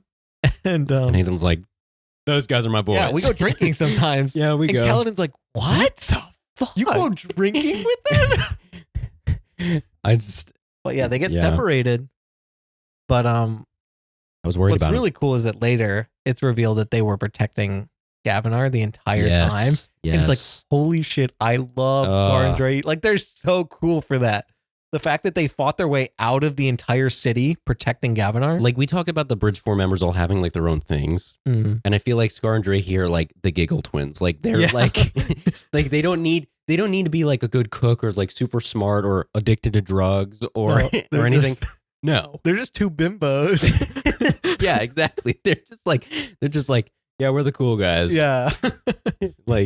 Yeah, it's great. Yeah, I really like love them. Scar and Drahe. But yeah, they kind of lose and they kind of need to run home with. They take a fat L. So they had to run home with their tail between their legs through Shadesmar, which I thought was very interesting because we got to see Got to really fully experience Shadesmar for one of the first times. And see Adolin's sword. Yes. And that was lovely to have the like every time it wanted to talk. Like didn't it like scream? Well, he tried to summon it. And it started screaming. And it was like, and he's like, whoa, not going to do that again. Nope. Yeah. No. I think he maybe does it like once more or something out of habit. And he's like, oh shit, sorry. Like, I'm sorry. Yeah. I didn't mean to. But it was cool seeing Syl and Pattern kind of walking around like as full people. Yeah, it's like physical beings because that's how they exist in Shadesmar, which is pretty cool. Yeah. That was just really cool because I thought there's like a whole like culture with the Spren. Oh yeah, isn't that awesome? Yeah. Like you didn't really think about that before, but in this book it's really revealed like no, like our Spren have like their own city and like all these other Spren live in these towns and stuff and like their fashion is like a decade or so behind normal people. Right. But it's like, yeah, it's cool. Yeah, I thought really that was cool to see that. Also, one of the early people they run into is a guy at a lighthouse. And that was an interlude, I'm pretty sure. Oh, yeah? Why are you making that face? Do you know who the guy at the lighthouse is? Oh, I see somebody that I didn't know. So in Elantris. Oh, God. I think I got this from a WoB or something. Probably, I don't even I'm not remember. going to remember it. I don't even remember where I got this or if it's even mentioned in any of the books. You know that guy in Elantris that they threw into the pool because he was like, take me to this spot? And he dissolved? So that pool wasn't a pool that dissolves people. It brings them to Shadesmar? It was a perpendicularity. And it brought him to Shadesmar. So I've lost the bet because I actually did remember that person. Yeah. That's crazy. Right? So it's also kind of funny to think if Raoden had actually stayed in the pool, if he hadn't forced himself out, he would have met Kaladin. I mean, I think that happened thousands of years before Stormlight, probably. Right? But yeah, guy was an Elantrian. Yeah. That's insane. Mm-hmm. Well, then. Clearly, it didn't seem like he was like he had his full powers. No. Right? Like it seems like he was just a little too far. Kind of chilling. Yeah. But he's just hanging out at the lighthouse. But living it up like Willem Dafoe. Kind of cool, right? Yeah. Even a small character like that, who is literally nothing, is off doing something else somewhere right now. Well, now you're going to make me like conspiracy theorize about every single interlude ever. There's also a painting. In the lighthouse? Mm-hmm. I don't remember the painting. Alan looked at it for a minute. I don't remember the painting. The painting. Of? I can't remember what it was of. What? Specifically, don't honestly. say that. And then it was one of those paintings that is like chosen by the Returned. Oh, like the Red Panther thing? I don't know if it was a Red Panther thing specifically, but you know how like Returned will like, Light Song had that whole thing where he would look at paintings and choose them, right? Okay. It was one of those because he's specifically like, oh, that's like a very rare painting, like chosen by gods on this planet. Yeah, I'm sure you're like putting the pieces together now, right? I was wondering if you would pick up on that, but it's a very quick scene. But like Kaladin kind of stops; he's kind of entranced by it for a minute. It's just a cool thing. I want to remember if only we had what it was. A gremlin. Look up what the painting was described as. One day we'll have a gremlin. I say maybe it was a Red Panther, but I feel like. But that's the painting, like the one that Light Song has. Right. So maybe it wasn't that one. I don't think that would be. I probably would remember it. It would either way. It was a painting from now. Chosen by Return. Yeah. Okay. So yeah, but Shadesmar was really cool. I thought that was a cool section for like kind of world building purposes. I don't think there was really anything. Just like, oh man, we have to talk about this. In Shadesmar, I mean, no, other than Spren culture, which is really cool. You know what? They do mention the Holds the Heel thing because they're doing the Taka?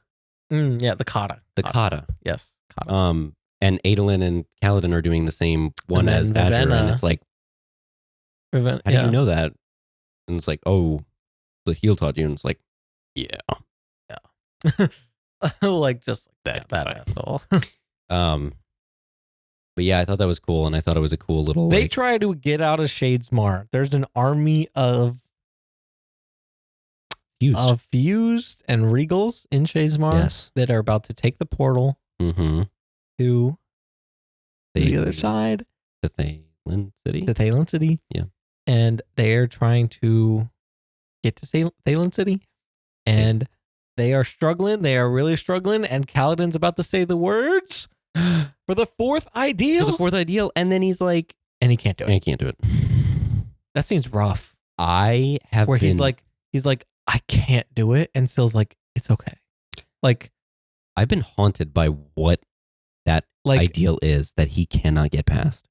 Oh, yeah? I'm thinking about it all the time. You should be haunted. I can't figure out what it is.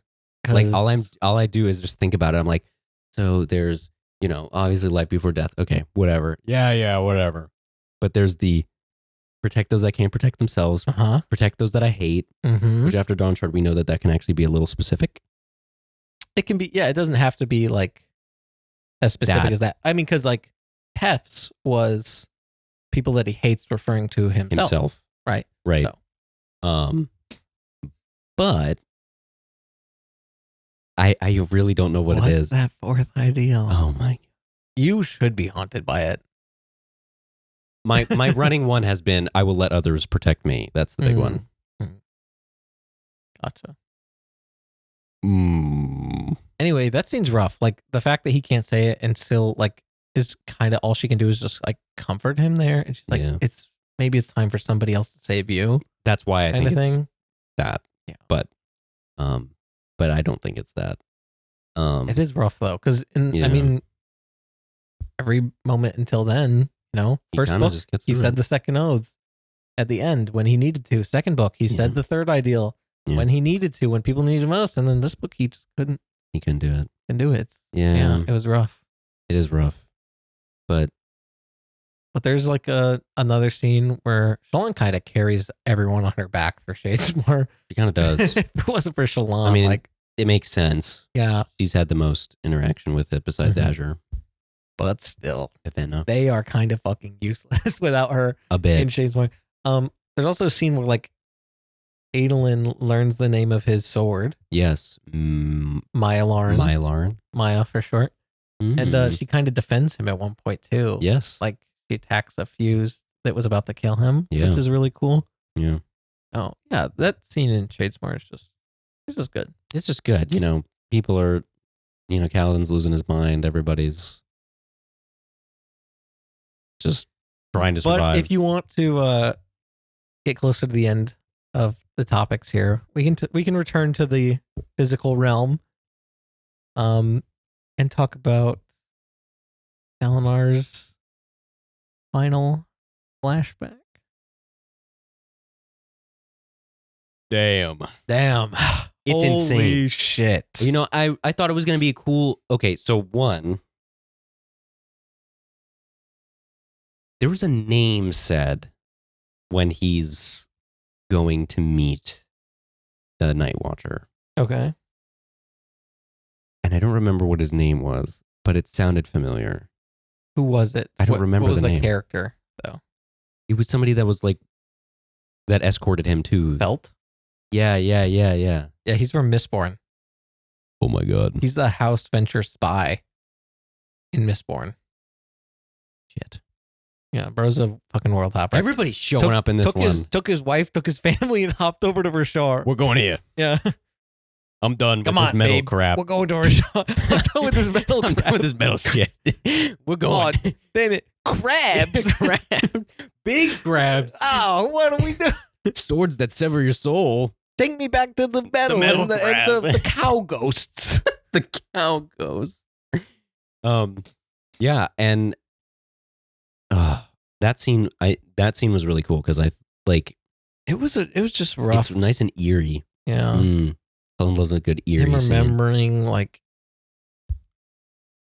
him killing Evie, like throwing like with the fire too. Like he burned down the whole city. Right. Fucked up.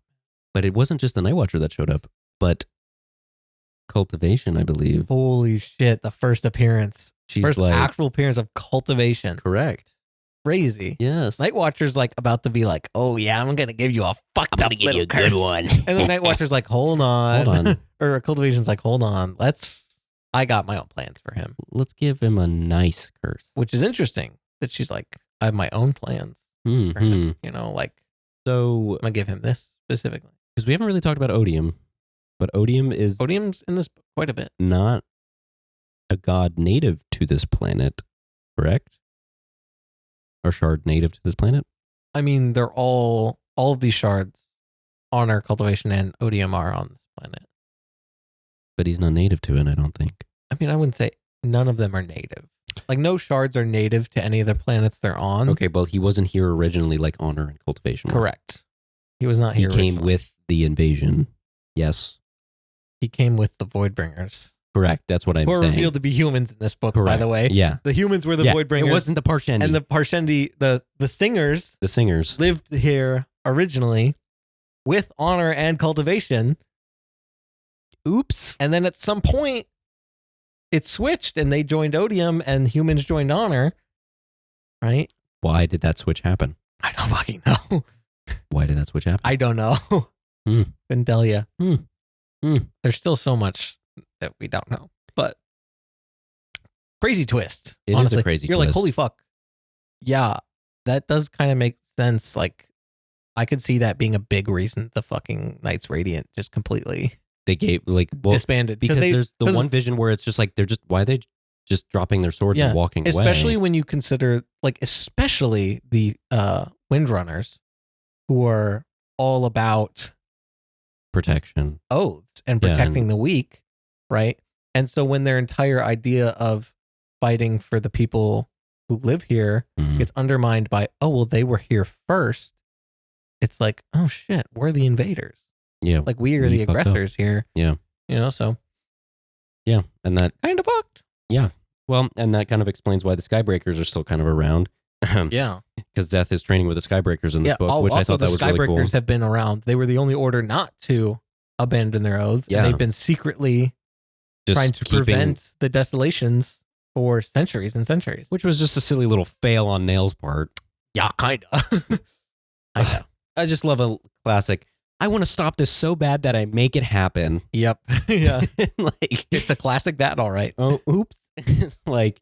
But there's a lot that happens at the end of this book. Like a fuck ton of stuff that happens.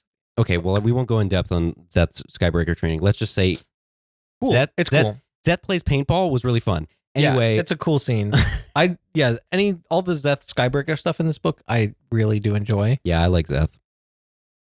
Okay. Dahlinor's final flashback is really effed up. Really effed up. Him remembering all this stuff, and like, we didn't even talk about his alcoholism, right? But even his memories coming back, like, he kind of being tricked and then murdering a whole town for no reason. He kind of like succumbs again to his alcoholism for a little bit in this book. Like, he's really struggling to keep it together in this book. And then when that final memory comes, he's just like destroyed. And I gotta say, I'm sure probably your favorite scene in the whole book too. It's my favorite scene. Okay. When Dalinar learns the most important words a man can say about how, or the most important step you can take, right? He's like, what's the most important step you can take? And he's like, obviously the first one. Like the whole book, he's like, the first one's like, no, the next. Right. Most important step you can take. And that scene is really good. That scene where Odium was trying to tell him, like, it was me.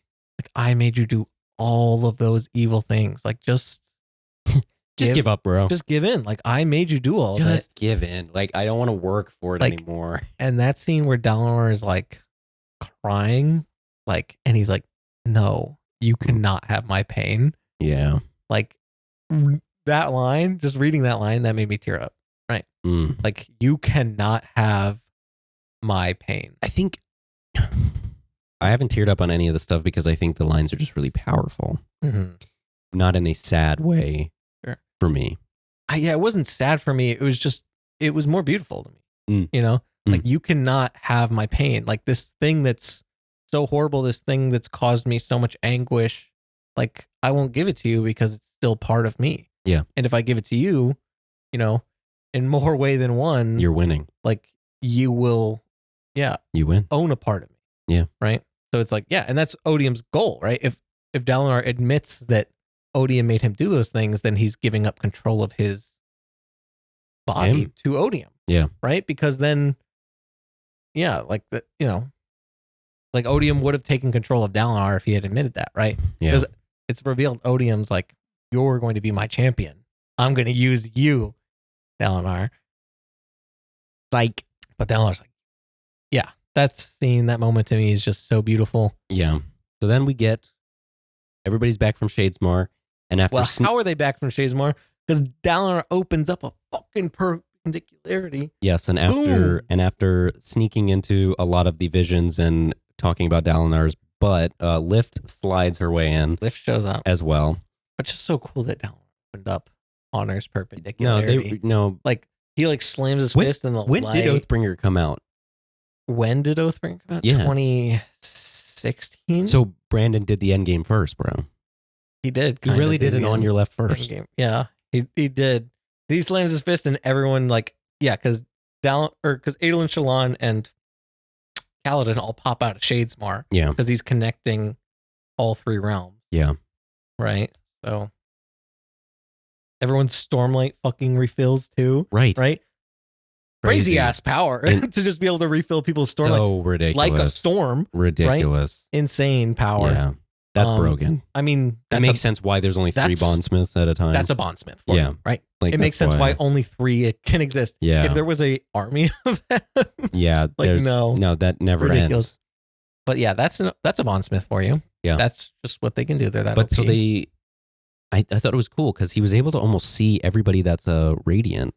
There's another scene too, including ones that were not when he opens from the main up crew. Yeah. When he opens up Honor's perpendicularity as well, Odium kind of pisses himself.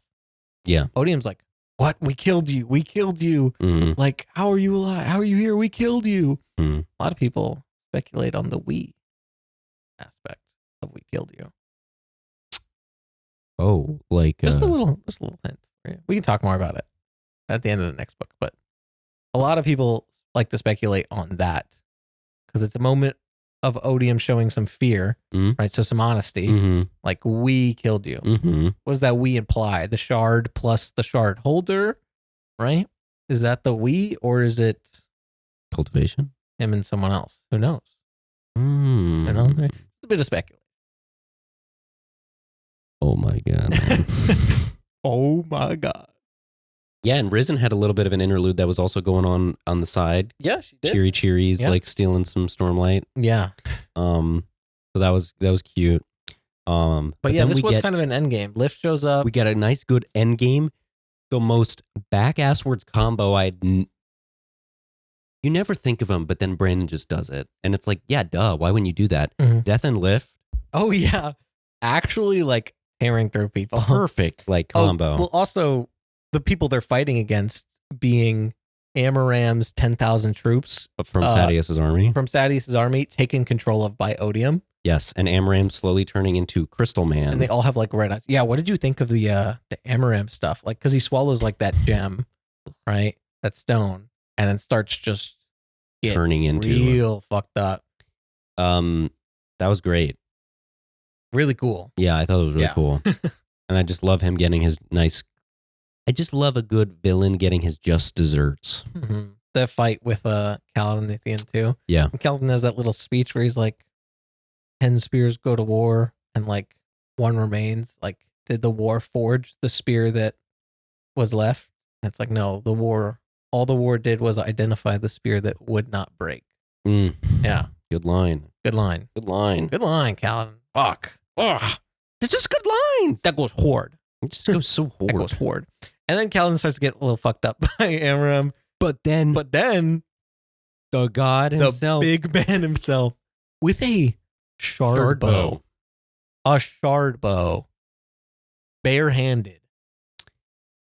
Pierced that mother effer. What a man. He is a man. He's a big man. And then he's like, oh, I did that. Oh. I'm going to go back to my family in shame. Yeah, he's like, I must atone. Like, I must go receive justice for my actions. Yeah. Like, dude. But just really cool. Like, shows how much Rock has grown to love Kaladin, who basically, in his eyes, sacrificed himself. Kaladin. Yeah. But Shallan was really cool in the whole fight. I thought it was funny, Adolin pretending to be one of her illusions. I mean, like, there's so much to talk about in that fight. I really like when Lift and Szeth are fighting together, and Szeth runs out of Stormlight. Like, and this is all before Dalinar opens the perpendicularity, and so Nightblood starts to feed off of Szeth, and then Lift is trying to like feed him Stormlight to like help, and then as soon as he opens the perpendicularity, Nightblood just like, oh, sorry, I was just really hungry.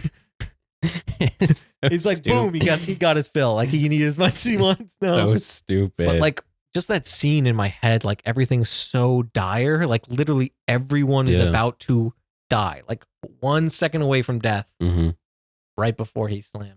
Makes that perpendicular. It's like, boom, tide of the battle changed. So good. So cool. Yeah, I mean, and then Adolin freaking climbing on top of what are the big rock monster things called? Oh, the Storm class. Oh, right. Him like climbing on the big kaiju. That was really cool. Really cool. And he's fighting them, and he's like, holy shit, this is what these weapons were made to fight. Yeah. These things. Yeah, I mean, all in all, that like, thing was terrible. I don't think we can really go through everything that happens in the final fight. Well, somebody says some oaths in that final fight. Our old man, our old addicted. Oh yeah, Tef does. Man, and he comes to the rescue with a bunch of windrunners. Yeah, pretty cool. Like, I thought that was cool. Szeth saying the third ideal and like that acceptance, of like, he'll protect himself even though he hates himself. Yeah, like he'll still fight for himself. You said Szeth. Tef. You meant Tef. Tef. Sorry, yeah, sorry, Tef. I'm like, what? Okay. Yeah. Yes. But yeah, that was it was just so good. Great moment. Yeah, I just love how it's like those lines mean different things to the different characters. Yeah, that's what I love too. Is the ideals mean something different to each individual. Yeah, it's really cool, despite being broadly the same. Right. Yeah, so I really like that. But yes, the final fight was really cool. It's probably one of the coolest final fights I think I've seen. It's crazy that he, like I said, he did it in a 45-page chapter. Yeah. So, but yes, they defeat Amaram, and Odium is kind of drawn back. He's not defeated. No, not defeated. I mean, he's a whole ass shard. But he is. But his plans are ruined, right? Because his whole plan relied on the fact that he wanted Dalinar to head the army of Fused. Yeah. Right? And so without Dalinar, he doesn't see a clear victory to the war anymore. So he has to kind of retreat and replan. So, and then also Taravangian was kind of like sneaking around the whole time. And he's still kind of sneaking around. He even admitted it to Dalinar, and he's still sneaking around. He did admit it to Dalinar, and Dalinar was like, "Oh, I thought you were my homie." Yeah. And Taravangian's like, sometimes you just gotta kill a guy. Well, because they share that story where it's like 5 men like did something bad, but it was only 3 of them that did something bad. Like, how do you? But you can't tell which one. So should you murder all of them, or? It's like how do you make sure that the 3 are put to justice? It's like, hang all of them. Yeah. And it's like, Taravangian was like, hang all of them. Well then. Yeah. But yes. And then so the final fight ends, and Yasna's about to kill Renarin at one point. Gosh, there's so much that happens in this book. Because she realizes that Renarin's spren is not corrupted. a normal spren. He's a corrupted spren. Corrupted. So he's still still a Truth Watcher spren, but he's just been he's something else now. Yeah, he's been changed by one of the Unmade. There's one of the Unmade that can like change spren, and most characters refer to it as corrupting the spren. Okay. Right. But that Unmade would refer to it as changing. Okay. Gliss is something else now. He's a corrupted Spren bonded to Renarin, though. So maybe Renarin isn't completely Earthwalker. Something different. Yeah. But Yasna was going to kill him, for the good of the family. And then she's like, no, like, I can't do that. I can't do it. I love you, Yeah. And Renarin's like, holy shit. The future, like what I saw, isn't set in stone. Like, right. The future can be changed, kind of thing, which is like a really cool moment. Yeah. But then, the fight's over. So the fight's over.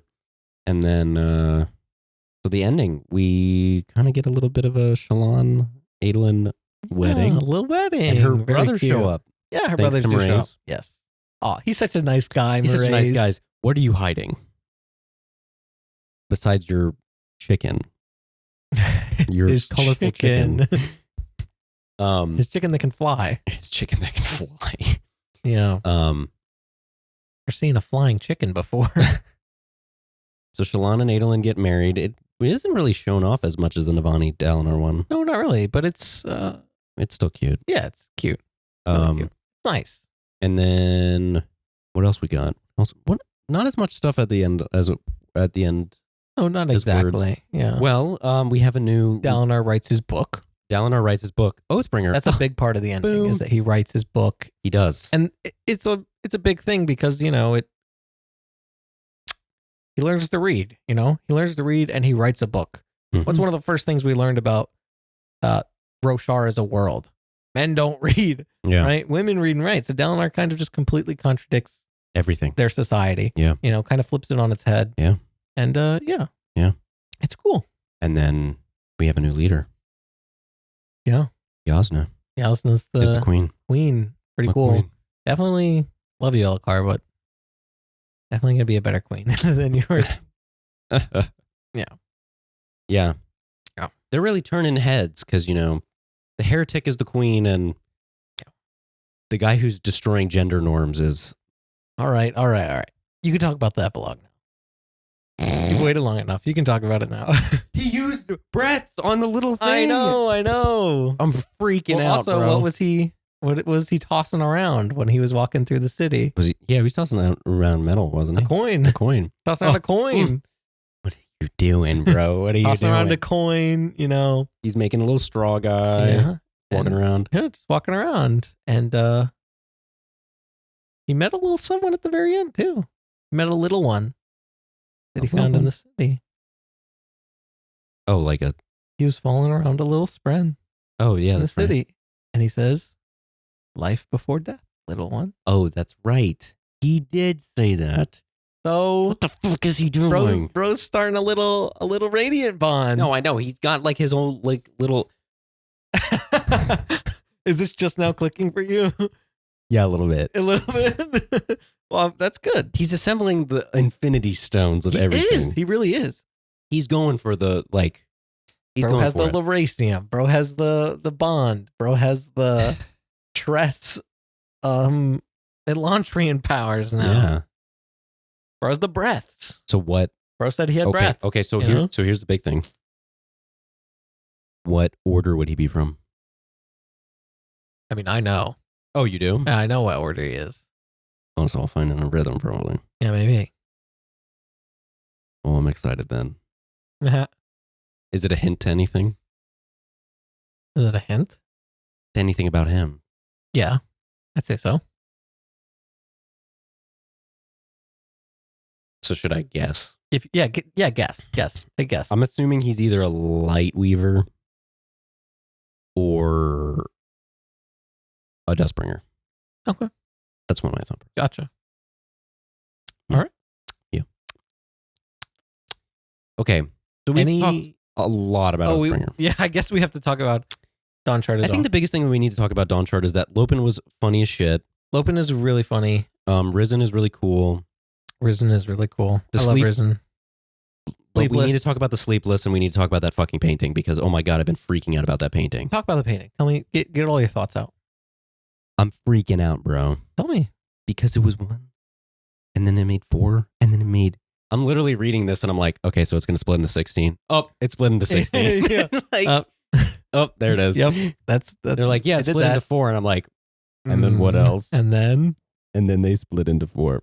Oh, did they? And I'm, what does that mean, bro? What do you think it means? So, so my thought process is that there was one being. Mm-hmm.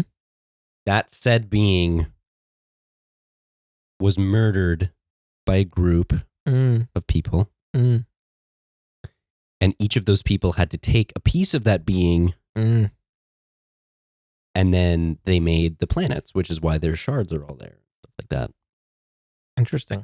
Except I have a feeling that Hoyd is one of them, and he's the odd one out. He's not part of the 16. Interesting. And they've all been like, no, you can't have my powers that I made. You can't have my cool powers. You can't play with my stuff. And he's like, fuck you. I'm going to go grab that shovel and play in your sandbox, bitch. Interesting. Or maybe he chose not to have one.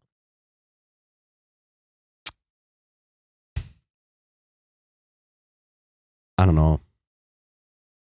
Anyway, but Risen kind of breathed something in. She felt a little bit more warm, and then everything started seeming a little bit more colorful. People's voices seemed more musical.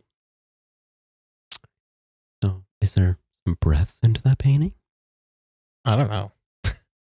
Yeah, I'm sure you don't know. No, I don't. Yeah, I'm sure you don't. No, I don't. Because Brandon dropped that and was like, no, I don't. I'm out. I don't know anything about I don't think I don't know anything about it. But isn't that insane how like that's kind of a big revelation, but it's not. Like it doesn't. All I know is that like now she has the Dawnshard, right? That all the Sleepless were protecting, that they had killed that entire previous civilization to protect, now that she has it, and now they're like, don't bond a spren whatever you do, dear God.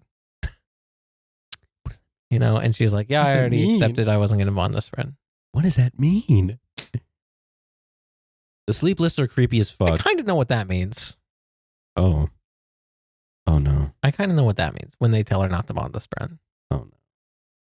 But exactly, how the Dawnshards work,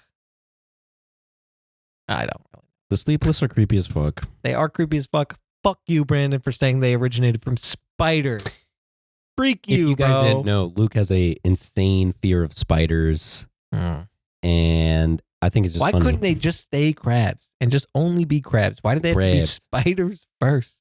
Just let them be We crabs. should go to the spider planet in one of these books. No. Yeah. Oh, like that Mandalorian episode? Whoa, wait a minute. What if the spiders are from Threnody? What if that's what the evil are? No. On Threnody.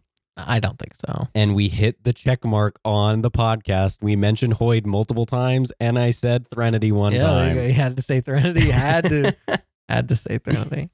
By the way, Dawnshard's a good book. I think it's good. You read Dawnshard, and by the end, you're still kind of in. You're still wondering what the hell Dawnshard is. It's just some more time for Risen, and Lopin says the third ideal by the end of it. Yeah, which is cute. Yeah, that he accidentally says it, and then the Stormfather's like, "These words are accepted." Oh, okay. I love. And then he's like, "What? Now of all times?" One thing, I do love Rua, his friend. Oh yeah, because he's always like doing like stuff like rude gestures and stuff. Yeah, Lopin teaches him rude gestures. My favorite thing is when it's like he says the ideal, he's able to make like a weapon. Mm-hmm. And he's like, oh, it would be kind of cool if like Rua was on here with a rude gesture. And then it turns and then Rua's on there going like this. Yeah. And I just thought that was really fucking funny. That is funny. Yeah. Yeah. So we've talked a lot about these two books. We talked a lot about these two books. Any predictions for Rhythm of War? He's already read a little bit of Rhythm of War. Predictions for Rhythm of War. So Lucas told me that the end of Rhythm of War is the craziest cliffhanger I've ever read.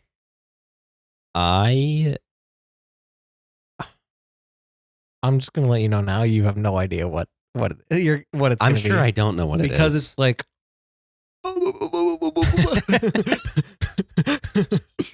I just hit the mic. Don't yell at me.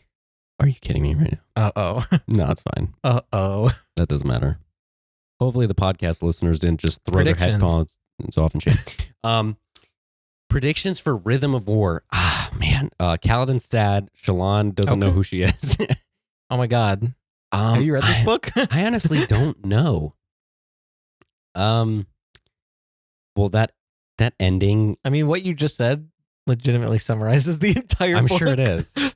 I hate it when he does this. He's like, oh yeah, the ending is like an insane cliffhanger. And it's like, I'm scared. Remember when that JJK chapter came out a few days ago? And I was like, dude, you're not going to believe this. And you were like, I'm sure I'll believe it. You know, like, I'm sure it's crazy, but like, I'm sure he's just over exaggerating. Right. That same situation is going to happen again, where you're like, I'm sure he's got to be over exaggerating a little bit. And then when you read it, it's going to blow your mind past what you thought capable. So Harmony's going to show up by the end of the Rhythm of War. I told you you're not going to be able to guess, and that stands true. So but I'm not gonna tell you anything else. Okay. Well, I think, I honestly don't know, man. I do wonder if I think somebody's gonna die. Somebody big's gonna die in this book. Mm. Oh no. I mean, I'm not gonna tell you whether you're right or wrong. I think somebody big is gonna die. It is a sad book. It is a sad book. I think somebody big is gonna die in Rhythm. I don't know who, but I'm scared. You should be. All right, guys. We'll see you next on Rhythm of War. Right? No, we're gonna do. We're pivoting before going back to Stormlight. We're doing a Wax and Wane. Oh, okay. 1, 2, and 3. Yes, we'll do Wax and Wane. We're 1, 2, gonna and 3. do That's right. Wax and Wane as like one episode. Okay. Or sorry, two. The first two are as one episode, because the first one is kind of just like. The first one's really short. It's really short. Okay, so yeah. So the first two Wax and Wane books. Or one. Alloy of Law and Shadows itself will be one episode. But Bands of Mourning is going to be probably. Bands of Mourning is a lot. Episode. And there's a lot of world building in Bands of Mourning. Yeah, you guys will get a nice break that'll be another shorter episodes. But then after that. Then Rhythm of War. Rhythm of War. And oh my God, I cannot wait to see his reaction, guys. Do I need to, like, okay. You need to tell me. Okay. Like, at what point I need to start, like, maybe recording myself. Do I need to, like, record my reaction to reading this? Yes, actually. And make it the cold open of Rhythm? Let me find out. You need to figure it out. I'll find out what page. Is it like the epilogue or is it like the end of the book? I'll find out what page it happens on. There's a few moments. Yeah, then you need to. I'll find out. You need to tell me. That would be a good, funny cold open. So one of them definitely is just the entire epilogue. I'm sure. Because holy fucking shit, what? But then there's a few moments towards the end of the book before that that are also like, okay. I kind of need to see your reaction. Okay. Well, stay tuned for that. It'll be in a couple episodes, but stay tuned for Wax and Wane 1, 2, and 3, and then we'll go back to Stormlight, and then we're in the end zone before catching up to Wind. That's right. He's close, boys. He only has secret projects after that. And Lost Metal. Yeah, and Lost Metal. Because I have read the first 3 Wax and Wane as of this recording. Yeah. All right. Well. All right, guys. We'll check you guys later. See you. Bye. Bye.